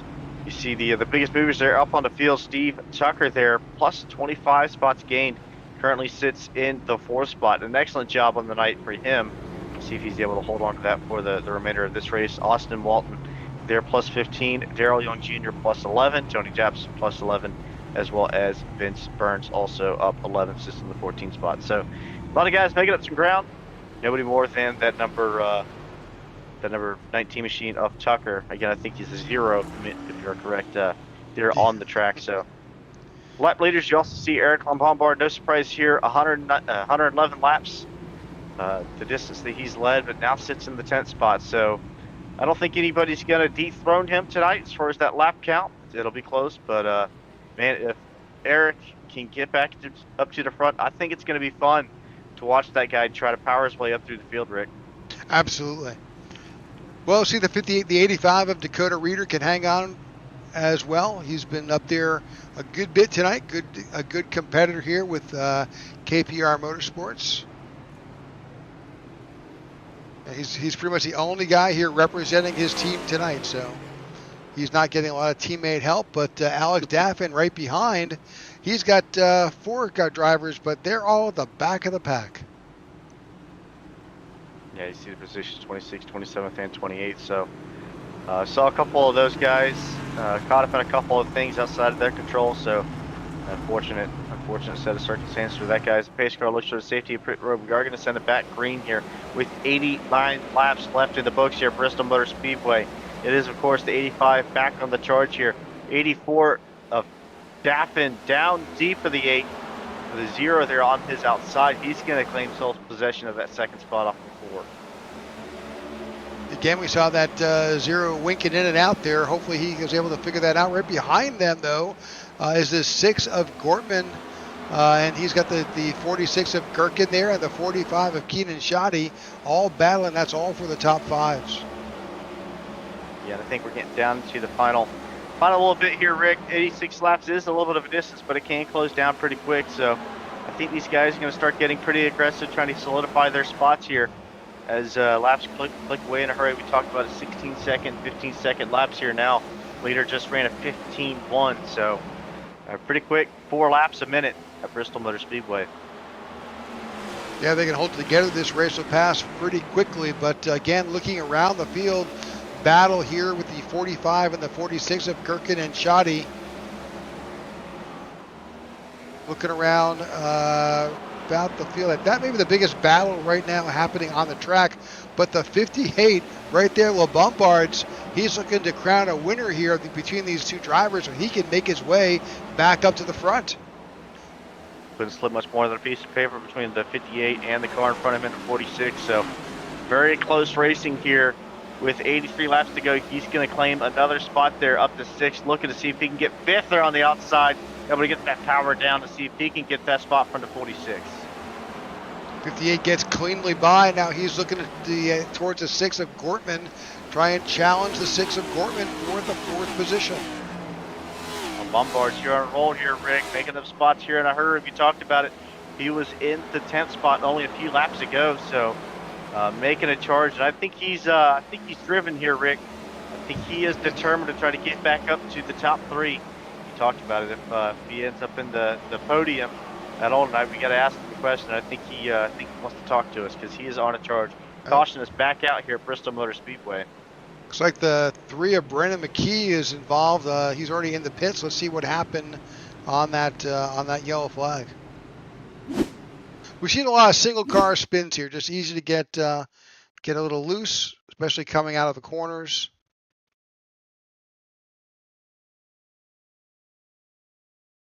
You see him there on the bottom trying to paint that line just a little bit. Looks like, just got a little bit loose trying to get back up onto the throttle. Had a car on his outside. And I think that's pretty similar to what we saw before out of that 15 machine. Again, very, very difficult racetrack for these guys. And, of course, he is going to exit in tow. That is why we saw him on the pit road there after the caution came out. 6 car back on pit road, Rick. Yeah, 6 car on pit road. A little unscheduled, I think. Or maybe he's just figured out he's going to go ahead and give it a shot. Yeah, if he's not up at the front, why not kind of swing in a gamble? Try to take another set of tires, smoke them if you got them. I'm sure these guys have a lot of sets left here tonight. So, again, I think it's 6 or 7 sets, the allotted amount. So, we'll try to see, just kind of throw it at it, see how it works out, see if you can suck your way back up to the lead. Yeah, I'm a little surprised because he was sitting in 3rd up there, and everybody else, he was relatively equal tire-wise with everybody else. This is going to put him back to, so I think, in 12th here. really towards the end of the leaders. So Yeah. we'll see. If this But if this plans to be his last set, though, which it could be, then he can kind of go out here and just kind of take it easy for a couple laps, wait for the other guys to probably come in and take their last set. He could cycle up to the lead, and maybe within a 20-lap deficit of tires, he may be able to kind of hold it off for a little bit. Again, we've seen the launch on the start so great for the leader, and able to get out there and power to it. So it could be the strategy, if not for the win. Probably could solidify a top 5 with this strategy, I would imagine, for the number 6 machine. But we'll just have to wait and see. That's why we race, Rick. Never know until the finish. that's right. And of course, that number 6, Lucas Corbin, he is leading the current point standings right now, so he can afford to take a gamble, take a shot, and see if it works out. Absolutely. So up at the front, you've got the 85 of Dakota Reeder. He's going to be out there for the restart. He'll be the car in charge. He'll have the 84 of Alex Daffin. Those guys have battled for the last 50 or so laps there, right at the front. You see the 19 of Tucker there on the bottom row on the second line. So done a great job with him. You see the outside of his to his right elbow of that 58 machine, Rick. Back up to the second row. And probably going to be looking for more. I would think he's probably going to be able to at least solidify third here if he can get a good jump on that 19 machine to his bottom. So a sour start of the outside line. That's going to stack it up just a little bit entering into turn number 1. But immediately on the rip, the 58 machine is going to jump to that outside. Almost trying to get to the outside of the 8 with 0. Close call there, Rick. Little block, yeah. And almost, he's got some power. That 58 tries to get around him. It was right on his bumper. He's still looking for that high line to move his way around that black and white. See again, the 0 machine, the 19 on the scoreboard shuts the door again. So 58 able to get such a great drive there out to the outside. Is he able to get there this time? But man, that 19 is not afraid to throw the block there off the corners, Rick. We see it again. Oh, and he disappears. That's making it that much more challenging. Probably patience wearing thin here as the laps close down. You got to keep that in check because, man, it can be so easy there to catch yourself in a bad spot. As he's already done a couple of times again, blinking just a little bit more for the 19 machine. And trying to make that pass is going to be all the more difficult with that factor entered into the fray. 58 looking for any way around that 80, that 19 or 0 or whatever Steve Tucker's got on that car. You don't know, as a driver who's around that car, you're not exactly sure exactly where he is going to reappear. You're not sure because iRacing's not sure. Nobody knows. So, I mean, yeah, it's always a factor, and sometimes that guy can pop back in and he's right sitting in your lap. So to be in a bad spot pretty quick here if you're not careful. And that's always just kind of a frustrating thing because you want to go out there and you want to race this guy, but you can't race him if you don't know where he's at. So it's almost kind of at times an advantage for a driver to be blinking a little bit because nobody knows how to get around you. You can kind of just sit there and everybody kind of just holds back a little bit trying to figure out how to get around you. So that looks like it might have cleared up just a little bit here as the 58 looks to the bottom side. The first time I've seen him go down there in a little while. The 0, the 19 goes into the wall just a little bit.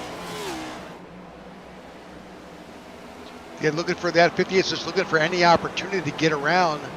But the 84 right behind, that's Alex Daffin. He's also trying to figure out how he can make a move as well. And there's the Steve Tucker disappearing. Now, this is all really good for the 85 of Dakota Reeder. Oh, he's gone out front, and he's got about 0.7 of a second lead right now. So doing everything he needs here in the closing laps at Bristol. So if they can just kind of hold down the charge, he can have a very respectable finish and maybe come out with the checkered flag at the end of the night. So, yeah, that 19 machine is probably his best friend right now on the racetrack. Absolutely. Little pass right there behind as Lucas Corbin tries to work his way around the 84 and move himself up into 4th place. Well, that didn't take long. You have to kind of wonder if the 58 maybe has another side of the pits because he is being hard on them right now. If he pushes it too hard, he's not going to have anything left to get by the 85 machine or the 19. So as hard as he wants to charge right now, he has to remember that if this is his last set, which it may very well be, or he may have another, You've got to also keep that in mind as he jumps to the outside here. This may be the battle for the second spot. In the past, not able to make it happen again. The door being shut on the outside line. The 58 pushes him into the corner here, Rick. He's looking for a way around him. Oh, caution flies. And he will not get that position. The 6 of Gortman, as they try to get in line behind the pace car, that's going to really jack things up, and these guys driving, just dropping down onto pit road. So it looks like the 6 of Gortman has only been in the pits 3 times. They've got lots of tires that they can take advantage of. Okay, well, there you go. And that can be an interesting strategy again. I've been kind of curious to talk to these guys and how much tires really felt like they helped.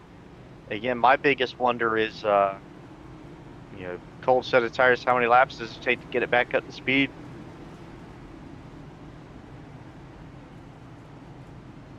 As you see the 58 and the 85 both on pit road. I think they're definitely looking for that opportunity, though. That he saw that in that last battle with the 19, trying to get around Tucker. Now, Tucker did come in, but he came in later. He did not come in with that round. So these guys are going to wind up going out, and the 19/0 of Tucker will wind up back in the field. Now, interesting enough, that puts a couple of drivers up in the front row. I don't believe that have come in a while. Matt Pericini and Austin Walton, the 94 and the 9,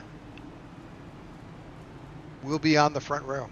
And they pitted last on lap 150, so 40-plus lap disadvantage for the 94. Yeah, and again, that's going to be the challenge here, trying to make sure that you don't slip the tires on a restart and stack up one of your lanes and cause a big one, because that can be very easily done. I've certainly certainly done it in the past, and it is very easily to do so. We'll see how it stacks up for the 94, maybe on a different altering strategy in that machine. So that Chevy Camaro, is it a Camaro nowadays? What is it? Just a Chevy? It's a Chevy race car. Yep. Chevy race car. Yeah, I don't know what. Yeah, it looks like a Camaro. It's quite sort of a Camaro-esque look. Yeah, we'll see. Yeah, Chevrolet needs to come out with something. Yep. Well, right behind them, you'll have Dakota Reeder and Eric LeBombard, and I think those guys are going to be hearing this as they're getting ready for this restart. Yeah, the 58 machine and the 85 first cars on tires here, so going to be eating up the back bumpers of these guys real quick, and I think the 85 has really got to be on the point here on the restart. That 58 is going to power out on the outside here, as the outside line does not get going here, Rick. Nope. That 9 was slow, and that hurt the 58. Now they're 3 wide, right behind. Oh, the 9 spinning. Oh, the 58 gets by cleanly as the yellow flies again for the 13th time. Yeah, we talked about it, so easily to do. Not a good start there for the car on the outside line, and that just completely shuffled up the order. Took him 3 wide, and 3 wide does not work well at Bristol. Car on the outside gets spun, and I really can't say there's much of a blame on the 58. He got put into an unfortunate set of circumstances, and it's just you can see that the right there, the Canes 9 just did not get moving, and a little bit of tap from the 58 saying, "Hey, dude, let's go." Yeah, and all the while that's happening, you're seeing these guys out front, the 85 pulling away. So 6 deep dive there on the bottom, a little bit up off of the apron. Maybe he could have kept it a little bit tucked more towards that yellow line, giving the guys something outside a little bit more room. But either way, 9 car went around, and we're going to drop the yellow flag for another time here at Bristol Motor Speedway. Again, it is going to be the 85 Dakota Reeder who now claims the top spot, and the 94 Matt Puricini there in the second position. So 85 sits in a good spot here, Rick. He does. 85 isn't looking good again, though. He got fresh tires. He came in on that stop, so he's good. Pericini to those outside. He's again about 40 lap older tires. He'll be on that outside line now. Here's the thing: Eric Lombard is going to have a flashback here because he was just behind the 9, and the 9 didn't get going because he was on older tires, and then he's going to be behind the 94 of Pericini. He's on older tires, so he's going to figure out just what he's going to do and how he's going to make it happen here. Yeah, and it all comes back to that bad stop. Again, track position is so important. Can't afford any kind of issues on pit road. If it wasn't for that, I would imagine he'd be up there right around where the 85 is, if not in the spot where the 85 is right now. So he's done a great job making his way back up to the front top 5 positions, but what could have been may be the question at the end of the night for the machine of Lombard if he cannot get it done and get this restart up under him. So you mentioned it, Rick, 94 again on old tires. So I really don't know what to tell you for the strategy of the 58. How do you go about this restart? I think you just kind of have to cross your fingers, hope the 94 gets going, and just see what happens. Well, we'll see momentarily here. The same names up front: Reeder, Lombard, Gortman, Tucker, and Daffin. They're all right up there in the top 5. NASCAR is going to make the deep dive down onto pit road. The green flag does come out now on a bad start again on the outside machine. That is going to stack him up for another time here. And you see Lombard there looking maybe. Oh, contact there, the 58. Better of it. Again, Rick. Pericini goes around. That's going to be a big one. Yep, number of drivers caught up in that one, more so this time than last time. There was definitely some contact between the 94 of maybe a Matt little bit Pericini. Of there. Yeah, yep. Well, it happens.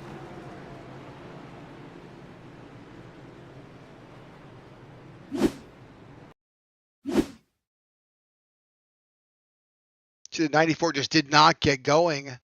And unfortunately, there's a little bit of a tap there, and then the 45 of Sade's underneath, and unfortunately, 94 goes around a little bit of contact, and then behind, it's just a real mess. He was safe for that first tap, and then the second tap was all it took to finish him off there. Big calamity there at the back end of the field. So, man. We'll see what happens. Number of drivers making their way into the pits trying to get some repairs made. Walton, Tucker, Wenzel, Japs, Pericini, all on pit road, as well as Young, Walden, Ramsdell, Carter, Burns, Musso, and Boatwright. See a little bit of front end damage now on that 58. Yeah, no real surprise there. We've seen some guys up here try to make it work and have been able to make it work with a little bit of nose damage. So while not ideal, I wouldn't say it wouldn't eliminate him from the possibility of getting back up to the front, but still, again, not ideal. He now sits in the 5th spot, so it looks like he has lost 1 position from the previous start. If anything, that may actually kind of help him out a little bit. The outside line was not able to get going the last 2 restarts, so albeit 1 position back, starting him back on the bottom may be a little bit better for that 58. We'll just have to see. But again, 85 doing exactly everything he needs to do. That, of course, is Dakota Reeder up out at the front, and another great run here for the 6 machine of Lucas Gorton, who's going to start 2 his outside. In row 2, you've got Alex Daffin and Keenan Shoddy. And you talk about and Grady Gherkin and Lombard will be in that row 3. So everybody up there at those first 3 rows all have pitted in the last 5 or 6 laps. So they're all pretty much on an equal playing field. We'll see just where they are driver-wise, if they can keep it together. We'll go on board with the 45 on this restart. It looks like right now we've got up and around 15 cars still on the lead lap. First car 1 lap down. This is going to be that 97 of Jeff Ramsdell. So pace car lights were out. Looks like we are going to extend it 1 more time, get the starting order in the correct position. Somebody must have been out of line just a little bit here. So we're going to take it for another half mile here at Bristol Motor Speedway and try to send them back green the next time around. So again, lap number 204, 46 laps remaining in the books here for the iNRS Cup Series at the Bristol Motor Speedway. And the battle for the finish is going to be interesting as things have shuffled up quite a bit here over the last course of the last 75, 50 laps here. Yeah, they absolutely have. Lots of new faces. A number of drivers who you thought were in contention now trapped a lap or so down. Folks that were battling up there just have not been able to make it back. But see, still opportunity for Wenzel back there in 12th, and we're back to green flag. And green flag back in there, and again, you see the leader able to get such a great jump there on the outside line. The 6th there on the bottom, trying to make that charge, and possibly could make the charge here if he can get the power down. Not able to Caution make it there. Comes out again. Caution out. Yep. I'm not sure what brought out that caution.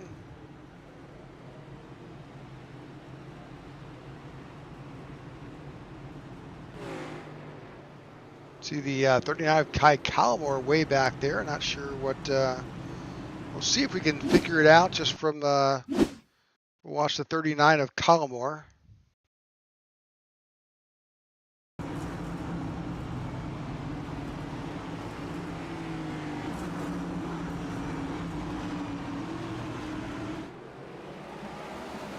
Oh yeah, he just shot to the inside. Yeah, all 4 tires locked up, impacting that left front, right in front of the Z-Max logo there in the infield. So, I think it just may have been just tire spin. Slip tires. Yep. And he was up there at about the, what do we say, 6th or 7th spot there on the restart, barely missing the front bumper of the 99 machine. Wow. And that could have been bigger. So, obviously, unfortunate break for the 39. Certainly could have been a lot bigger for those guys up there at the front. So caution flag back out. We're gonna cycle them back through another couple of times. There are a few guys up on pit road. Yeah, Eric Lombard's back on pit road, as well as Jordan Wenzel, Kai Calmore, Ramsdell, and Tony Japs, all in the pits. Yeah, I got to give a shout out to the guy sitting there in the 4th spot, that 45 machine of, you say Kaiden Shady, or Shoddy, excuse me. Yep, Keenan Shoddy. Doing an excellent job there. It's been kind of up and around the top 10. I think this is probably the farthest up we've seen that 45 all night. So doing a great job, slowly but surely making his way up and trying to get to the back bumper of the back end of the top 5, the back end of the top 3, excuse me, in that 45 machine. So great job by him. Yeah, another notable is Austin Walton. He's currently sitting in 8th. He in the 9 Canes car. We saw it in that earlier incident, but he's up 20 points, 20 spots now in the top 10. Yeah, doing a great job there as well. So looks like the pace car lights are out. We are going to try to send it another time here. So we'll have to see how this restart goes. Again, it seems like the leader just able to get such a great start here. And it looks like the leader does have lane choice. So I was kind of wondering that, trying to pay attention to the last couple of restarts. So that outside groove, able to get rolling as make our way through the restart zone here again. Fires off, and looks like this is, again, just a little bit slow on the restart. Going to solidify 3rd. It looks like if he can slide up there back behind the 84, or battle for that contention spot in the 2nd. Try to get that spot back. Yeah, the 6 of Corbin slips under there trying to hold on, but we've seen that outside line work. Yeah, absolutely. But you can kind of dive down there early on in the first couple laps while everything's kind of getting shuffled out. Try to get that drive down on the bottom. It looks like he may be able to do it. May actually try to get to the 85, but I would say probably try to slip up there. Like try to solidify 2nd, then try to go after the leader if he can. The 84 able to power back up on the outside. So great battle up here at the front. Best seat in the house is that 45 machine. Oh, contact! Shoddy. Yep. 84 tapped the rear bumper of the 85. Razor thin margins here. The slightest bit of contact could be calamity, and great effort from all of these drivers coming out of that one alive. Oh, caution flies. Yet another caution. Yep. That's the 5 of Zach Carter, I think, involved. He's pointing in the wrong direction there.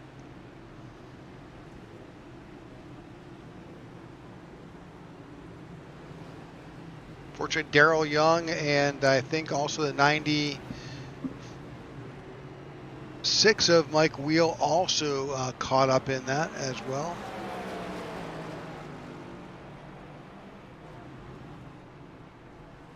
See the 5 of Zach Carter making his way down out to pit road. He's got a little bit of damage on that Chevrolet.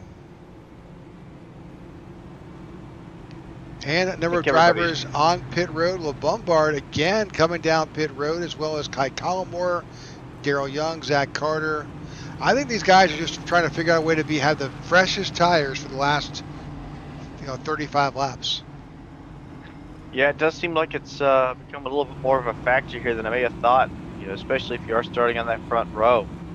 Just super easy to slip the tires on the restart and lose a couple spots right there on the rip. So a lot of guys up on pit road kind of made a fool out of me by thinking they were going to extend it a little bit more. So I'm wrong on that's for sure. But tires certainly seem to be a much bigger factor than I may have guessed. I just thought track position would have been the key here. But drivers in race cars know best. So again, it's been so long since I've driven a race car here, especially in the Cup car. So, interesting enough, he is not taking tires. He was just on pit road, fuel only. Interesting. Yeah. I would have thought he would have been well on fuel. But it does look like, let's see here. If I can get all 10 pixels back. Looks like that front nose may be a little bit cleaner too. So, remember that front nose was wrinkled up quite a bit. Yeah. Crew guys got the old sledgehammers out and popped her all back up in place. So, good looking car now, Rick. Looks good. Yep. Well, he'll need that for the last 30 or so laps here, but he'll be coming back from 12th. So that gets the 85 of Dakota Reeder, and as you mentioned earlier, in this league on these restarts, the leader gets lane choice. That worked out last time well for the 85, taking that outside line. That puts Lucas Gortman on the inside, Alex Daffin in third, and Keenan Shoddy will be in fourth.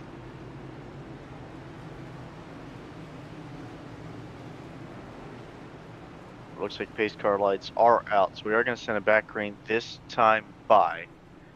It looks like we've got, let's see, 32 laps remaining here on the night, so closing up in a hurry. That guy that sits in 12th, we're talking about LeBombard.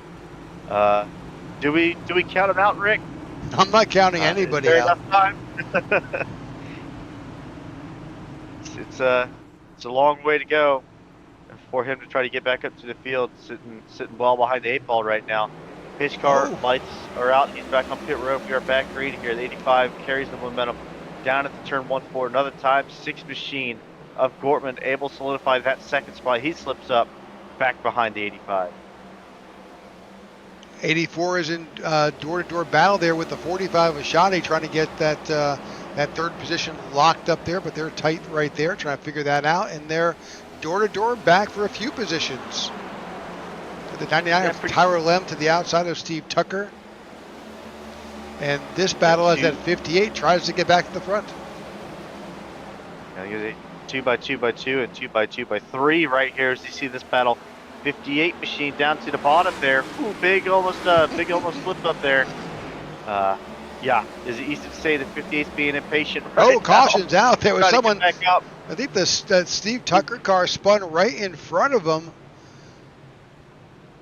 Not sure what happened with the 19. We'll go back and try to see what happened there. See the 99 of Tyra Lem behind, the 84 in front.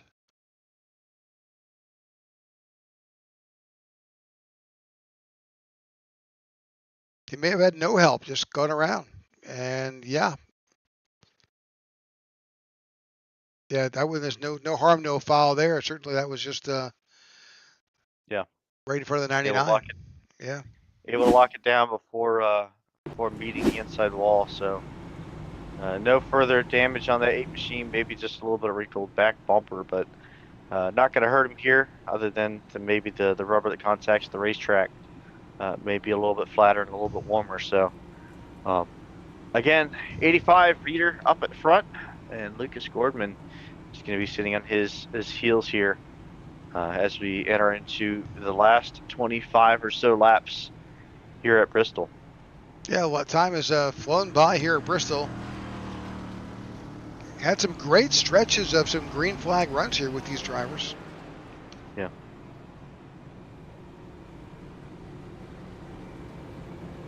And again, you're watching it all on the IWM Broadcast Network on a beautiful Thursday night here. My name is Ryan Pittman alongside Rick Souza, and watching this one from North Carolina. Both of us sitting here in the great state of North Carolina, the home for racing. Myself in Raleigh, I believe you're a little bit further west, so.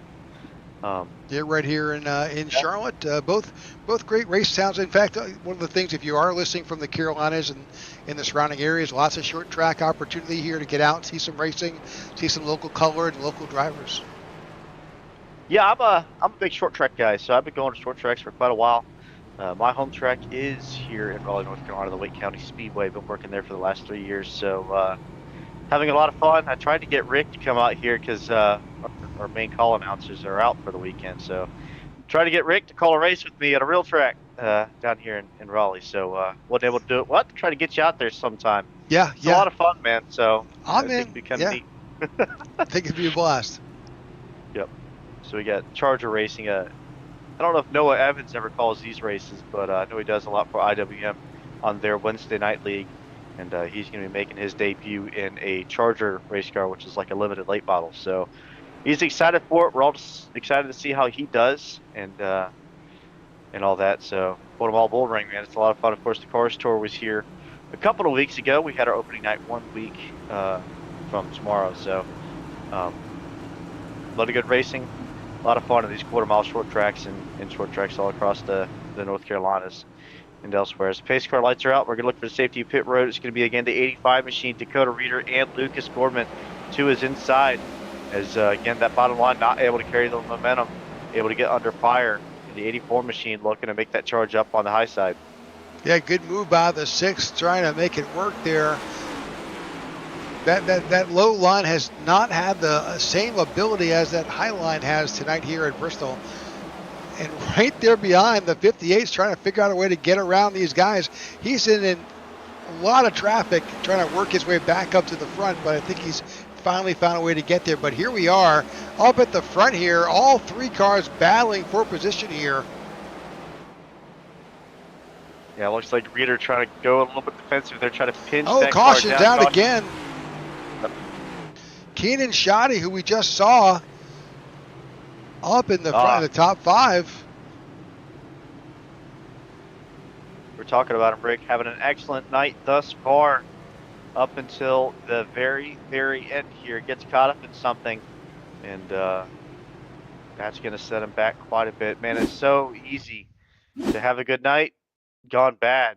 Looks like that's going to be the case for the 45. Let's see if he gets any kind of contact here entering into the corner on this replay. Looks like a little sideways. It looks like it's got a little slip going on, and then of course there's a 99 right there. Yep, just got a little bit loose there off the corner, and could not get it caught back up before the guys behind him reached his back bumper. So, man, a little bit impact there on the left front. Yeah, 42. Tony Japs gets a piece of him. Yeah.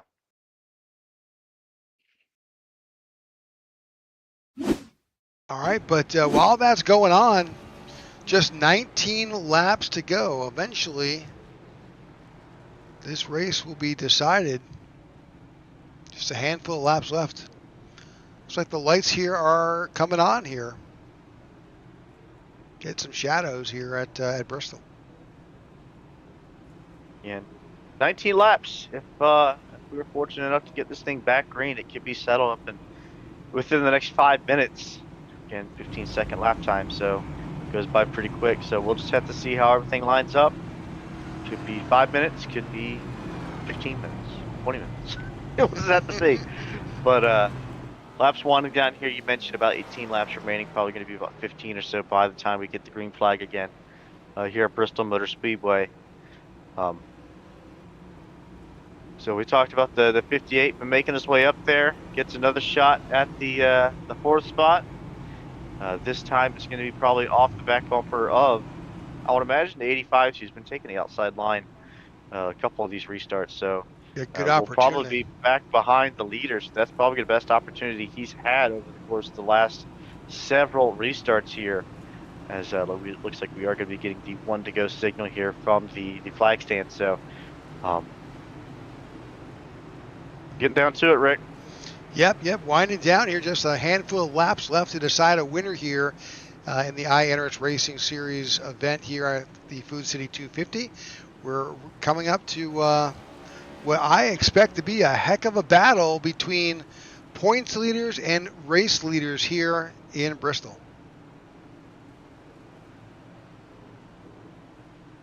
Absolutely. All right, pace car drops off.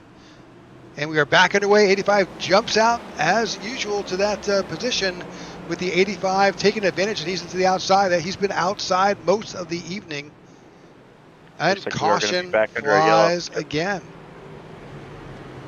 This time I have no clue why that caution flew.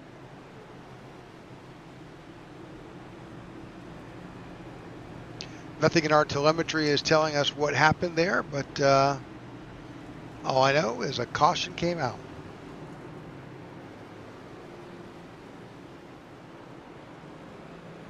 That is the 19th caution of the evening here. Our 19th nervous breakdown.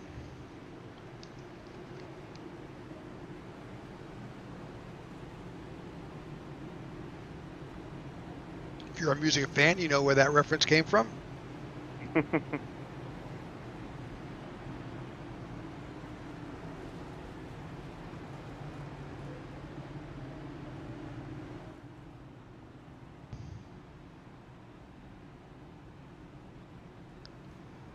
All right, we'll go back to green flag probably with just 10 laps remaining here, Ryan.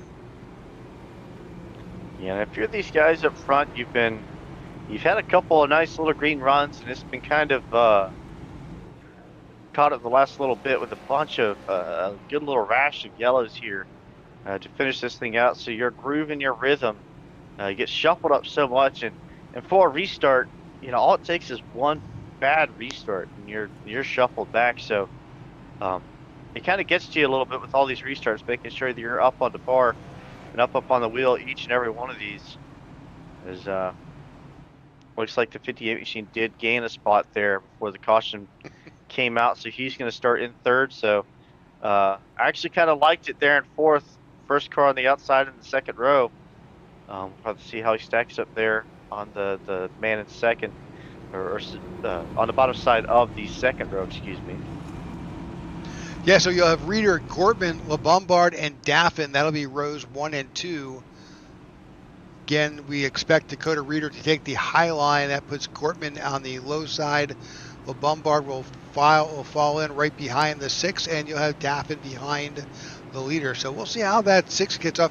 He hasn't gotten off quite as well as we had seen him before in previous races.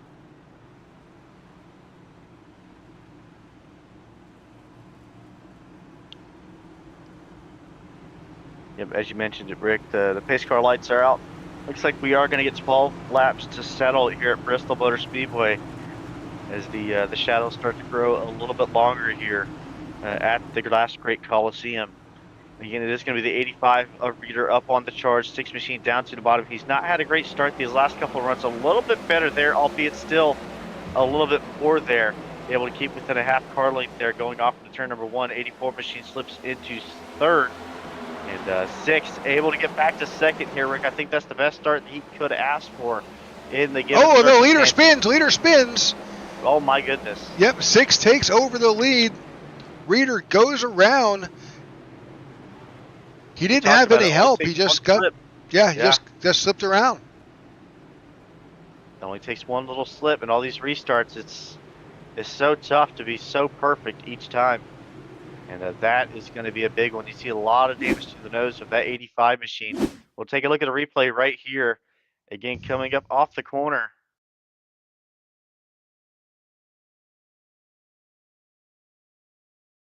Runs it a little bit high and gets caught up just a little bit in the center of it. Gets stepping out wide. It's going, and it is gone. Impacting the inside wall. Again, a little bit of damage there to the nose, but I think the damage is the least of his concerns because he's going to be well in the back of the field after this one with only a handful of laps remaining. Yeah, he's got a good bit of nose damage on that 85 Ford.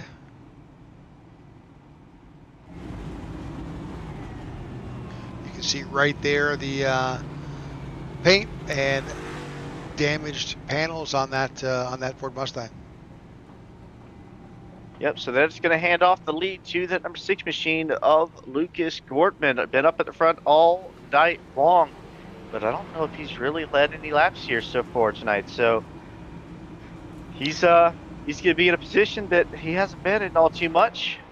And looks like he I did don't lead see him some okay, earlier led 22 laps. Yeah, he led early, but we haven't talked about Gortman up at the front in a while. But well, here he is.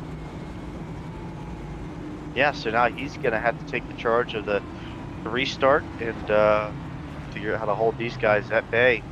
It looks like it's going to be the 54 that's going to line up to his bottom or top here, respectively, however he decides to line up on this restart. And then the 58 of Eric LaBombard in third, followed by Grady Gherkin there in the B4. So, yeah, laps closing down. You mentioned it. The green-white checker situation is starting to get a little bit closer here. I believe you mentioned unlimited attempts at the green-white checkered until we get a proper finish. So, not to that point yet, and hopefully we don't have to get to that point. Hopefully we can have a nice green run to the finish here. It looks like we're probably going to get right here at, let's say, probably 3 or 4 laps remaining, but an unofficial green-white checker, I would imagine. Yeah, this is a good opportunity for the 58 on this restart. We'll see how it goes. If the 94, the 84 can step on it, and he can make an attempt. But again, Lucas Gortman finds himself in effectively the catbird seat here with just 6 or so laps to go. Yep, so we are going to go back green here this time by, so it looks like it is going to be about 5 or 6 laps left in the books here at Bristol as the green flag is back out. Contact between the 84 and the 6 has completely jumbled up the field, putting the 58 up in front. He's battling door to door. 84 takes over the lead. A botch start from the 6 machine, who is at the front of the charge here, trying to challenge back for a third spot. Gets into the wall a little bit here. 58 machine gets by him, but it is all the 84 of Alec Daffin who holds the charge here with 5 laps remaining at the Bristol Motor Speedway. Right now, Daffin hoping for no caution, no yellow. Everybody behave back out behind because he holds the charge right in front of the 58 machine. The guy that's been leading a lot of laps here all night long, over 100 here going into tonight, and finally has gotten up to that 2nd spot, the closest he's ever been, but the time is running out quick. 3 laps remaining. 84 takes over that lead. He's looking for, just like that, stay clear, no trouble, just a handful of laps left, just 3 laps to go, 2 laps to go. He's looking for that white flag. Nerve-wracking as for a driver, that's for sure. Oh, and the caution flies. Brady Boatwright in the 89 in trouble. Rick, it was only about 8 seconds until he collected the white flag. And of course, as we know, once you collect the white flag, the race would have been done. 8 seconds from a win. Now everything gets shuffled up. We go back at it. And Rick, I don't know what it is at the end of this race, but it seems like the leader has been in a tough spot here. Take a look at the replay right here. We see the 89 machine and the 27. We'll try to get an idea of what happened between these 2 drivers. So it looks like maybe the 89 just got a little bit loose, twitched once, twitched twice, and finds the outside wall. Yeah, not really much there. He just didn't want it to get any worse. I get it, but stopping on the track like that definitely brought out the caution. Yeah, that's one of the frustrating things, Rick, is you see a single car spin there, and you're just like, trying to get down to the race, trying to finish this thing out, trying to get the victory, and it's not even an incident on the racetrack. It's a single car spin. That can kind of hurt all the little bit more if you're the leader. Just a single car spin to bring out the caution and what could cost you the race. But he sits in a good spot. Again, it seems like all night long, that leader has had a really good start and able to get out to a charge with the laps that have been put on this set of tires here.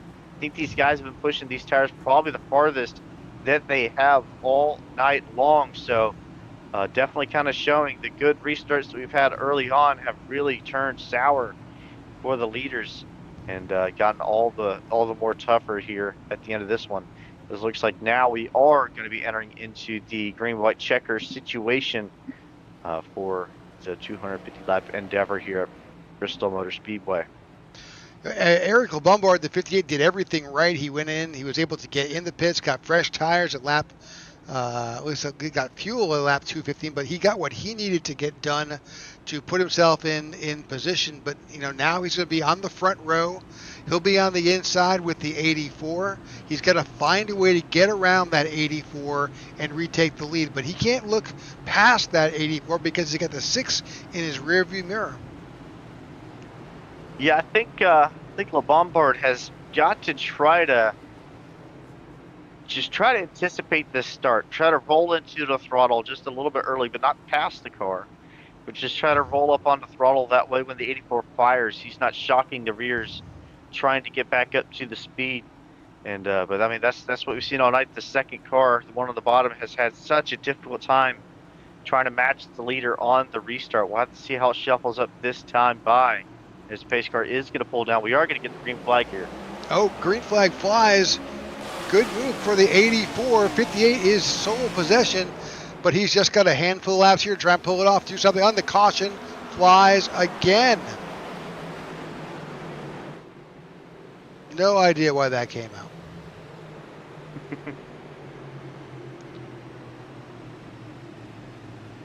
See the 97 of Jeff Ramsdell by himself. Again, no clue. It's quite possible the field was not fully organized and the admin threw the caution as a precaution. We'll see. But I do see Jeff Ramsdell making its way into the pits. We'll take a quick look at that caution and see if the 97 of Ramsdell was involved in anything.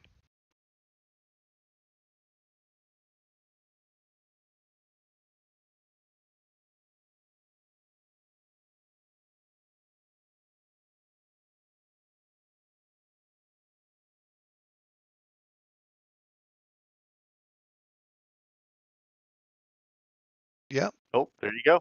There it is. And the 42. So there's something was happening in front of him. He just looks like he bailed. Yep. I was kind of wondering because when he was on pit road, saw a little bit of nose damage. When we went back to the camera, it didn't look so. So I knew he had to hit something. But yeah, like you said, probably just tried to get checked up for an incident that was further ahead, and that sent him through the spin cycle there, off the corner. But taking a couple laps to close out this one, Rick. Yeah, just a few. 22nd caution of the night here as we extend this event here at Bristol here in the Food City 250. Trying to get this one in the books as we have a battle with Daffin and LeBombard trying to get this one done.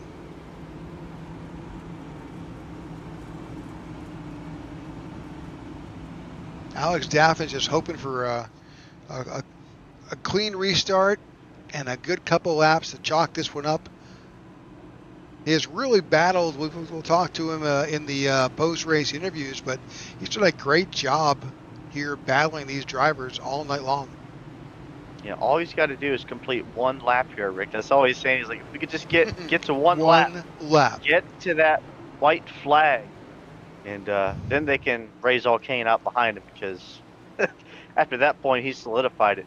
You know, if the caution comes out, he's in the lead at the end of the white flag. So that's all he's thinking right now. Just get a good restart, make sure your tires are clean, make sure they're in their proper positions, make sure you don't hit on the throttle too hard. You kind of know that you have the edge on the start, and just don't jinx the restart. As you go to the restart zone here, we are going to carry out the green flag for another time here at Bristol.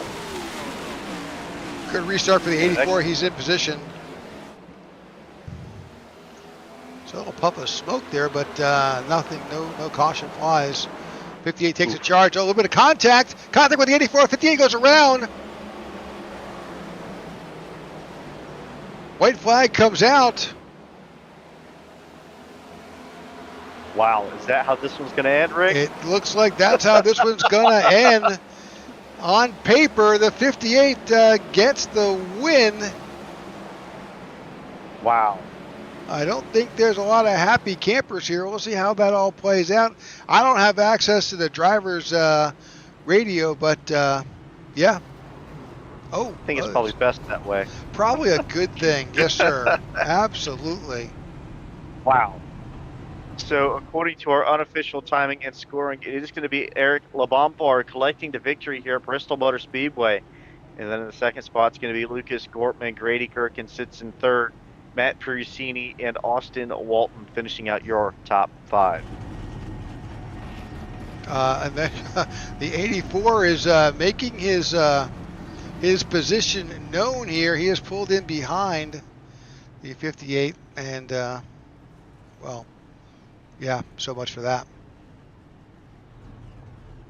Yeah, I don't know if we have 3 seconds to go back and look at that set of circumstances there on the white flag. I would like to just take a look at it one more time if that is at all possible. Yeah, we can go absolutely back. Let's try to.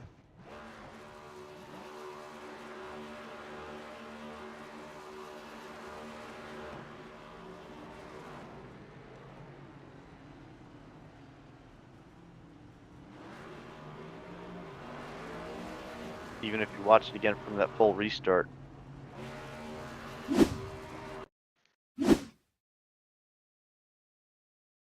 There you go, down to the bottom. Not much of a racing line there. Slips off the corner just a little bit. Then in the center of the corner and off to the exit. Just gets the power down much better than the 84. And, man, I just feel like the 84 just didn't get off the corner like he needed. And I know you have to race through the bumper in front of you. Don't drive through the guy. But I also have to kind of say, Rick, 84 was just a little slow off the corner. I think that probably just caught the 58 off guard just a little bit. So, I don't know how you see it. Yep. Yeah. No, I agree with you. We'll figure it all out there as the 58 tries to make his way up to. He was going to. I think there's a car blocking it. There is absolutely See a bumper flying in the air. The 55 of Vince Burns said, "Nope, not going to happen." All right, so let's get our results showing here.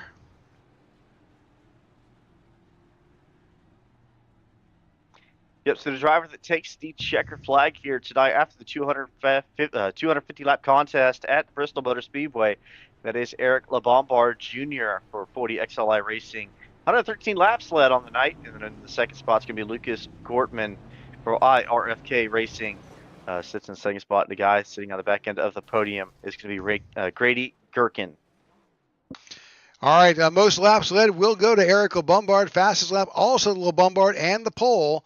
So he has got the trifecta of success there. 7 green flag lead changes with 6 different leaders, 22 cautions on the night. Again, we'll run through your finishing positions here. LeBombard, Gortman, Gherkin, Perusini for 4th, Austin Walton 5th, Steve Tucker 6th, Garrett Walden 7th, Kai Collmore 8th, Tyro Lem 9th, and Dakota Reeder finishes in 10th. The 11th spot, you're going to see Jordan Wenzel. 12th is going to be Keenan Shoddy. Darrell Young Jr. is in 13th. 14th, Vince Burns. Tony Japs, 15th. Jeff Ramsdell. Carter, Daffin, Musso, and Thomas finishing out your top 20, 15 laps down. Mike Wheel finishes in 21st with Corey Ennis, Brady Boatwright, Gary Wells, Matt Wheeler in 25th, Brendan McKee, Paul Irvin, Joe Torres, Shane Trotter, Jake Musso.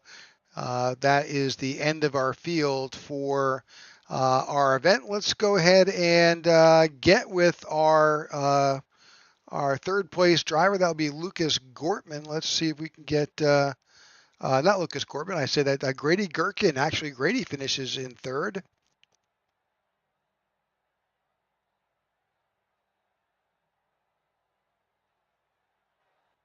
Let's see if we can get Grady in here into the broadcast booth. Here he is. Grady, congratulations on that wild finish here at Bristol. Hey, thanks, Rick. Man, take us a little bit through what you saw happening in front of you on that last restart. Man, I knew the tensions were going to be a little high with the the few restarts we were having there, and things were getting a little out of shape and sketchy. So I was kind of watching for that. I'm nervous about restarting on the outside because, everything slides up to the top usually if there's a wreck.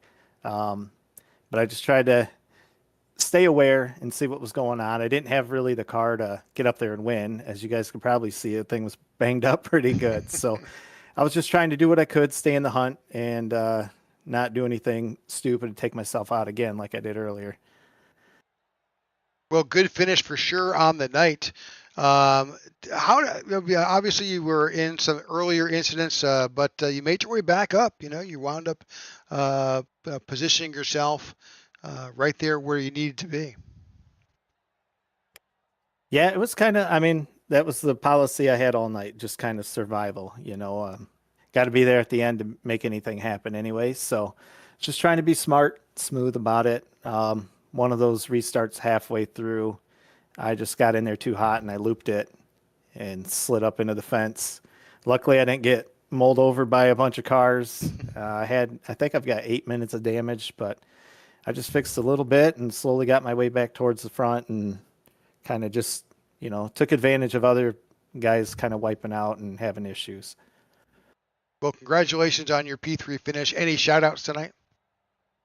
Yeah, shout out to Short Fuse too, and Short Fuse guys. I've been having a lot of fun with them. My first kind of season running with them, or as a teammate. I've run against them the last couple of years in this league, so in the O'Reilly cars. So fun group of guys. Just fun to mix it up with them a little bit, and just kind of thank them for having me aboard. You got it. All right, well, congratulations. That's Grady Gherkin finishing third here at Bristol. With that, we'll bring in Lucas Gortman here in the broadcast booth. Let's see if we can find Lucas. All right, there he is. Lucas, congratulations on your second place finish, man. What a crazy night. Yeah, it's Bristol, baby. Yeah. Yeah, it was certainly a wild night. Yeah. Certainly a little bit of old school racing there towards the end, that's for sure. Yeah, me and Dakota were battling pretty good there when he had the lead, and if we would have got a longer run, I think I could have got around him there on the inside. I was a little bit faster than him. We just never got that long enough run towards the end to pass him. Unfortunately for him, but thankful for me that he got loose, spun out there, and we took the lead. And then on the next restart, it's hard to go when there's a guy in your door, basically trying to wreck you intentionally. So, but it happens. Things come back to you. So we still got P2. Yep. I'll take it. I'm very happy for it. Yeah, certainly the tensions and tempers were running pretty hot tonight. We saw that. Yeah, 100%. There's definitely a lot of tempers there. Definitely got some more names to write in the book, and we know who to give some extra space to and who not to. So. Yeah, you definitely learn that at this string of short track racing that we've had for the past couple of weeks here. So. Well, congratulations on your finish. Any shout outs tonight? Always, thank God, allowing me to wake up every morning, allow me to do this. So thankful for him. Thank you to my wonderful fiance, Selena, San Diego Cataco, all my teammates, Tyler, Matt, Jeff, all those guys for IRFK, you guys for broadcast and admins, all the drivers out here. It's a great league. We had some good green flag runs out there, but towards the end it got a little messy. But it was a good race for Bristol, I'll say. Absolutely. All right, congratulations, Lucas. We'll see you next week. Yes, sir. Thank you. You got it.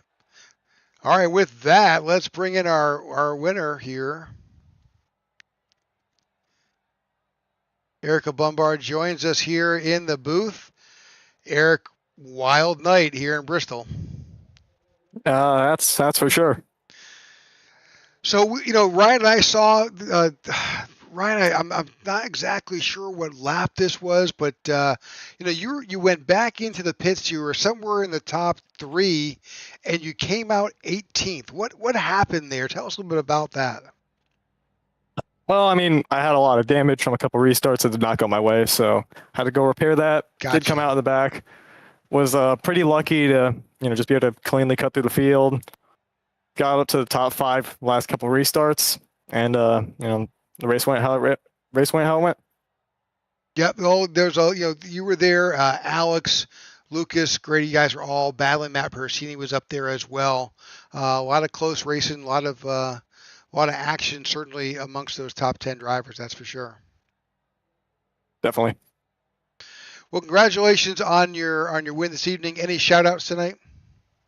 I want to shout out my teammate, team boss, Lucas. That was pretty cool to burn out at the end. I feel like I should address what happened on that white flag or coming to the white. I am not the type of person to intentionally wreck for a win. That was not my intention at all with Alec. He got out of the corner way slower than I thought. I was out of the throttle pretty much 100%. I definitely could have been on the brakes, but it was in no way intentional. But I gave him the same courtesy he gave Lucas on a restart. I feel like if someone is willing to almost clean a guy out on an overtime restart, they deserve that same courtesy back. So, while not being intentional, I was not really keen to, risk losing a shot at the win because he was slow out of a corner.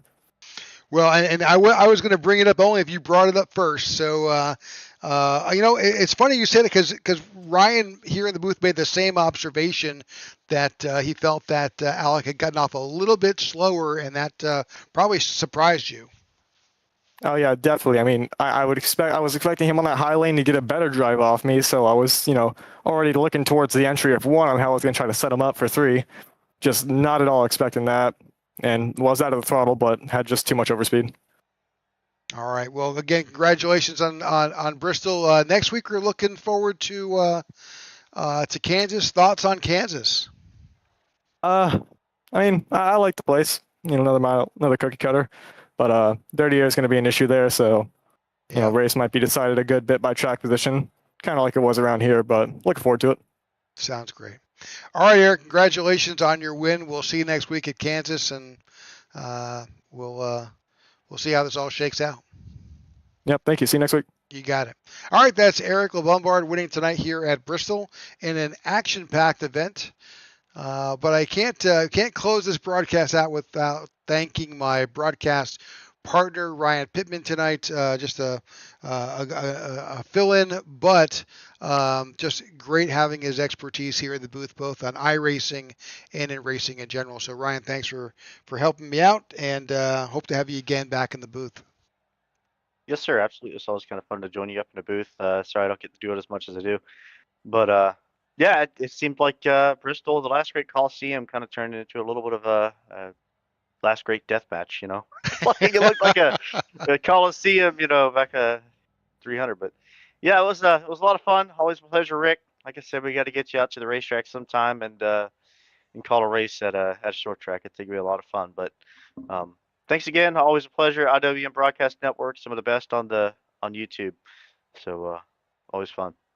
All right, folks. Thanks for tuning in tonight. We will see you next week when we go back to our regular season. We'll be at Bristol again for the IWM Racing Series on Wednesday night, but we will be at Kansas on Thursday night. So for Ryan and myself, thank you so much for tuning in, whether you watch us here live or you'll pick it up on replay. Thanks for joining us here, and we'll see you next week. Good night.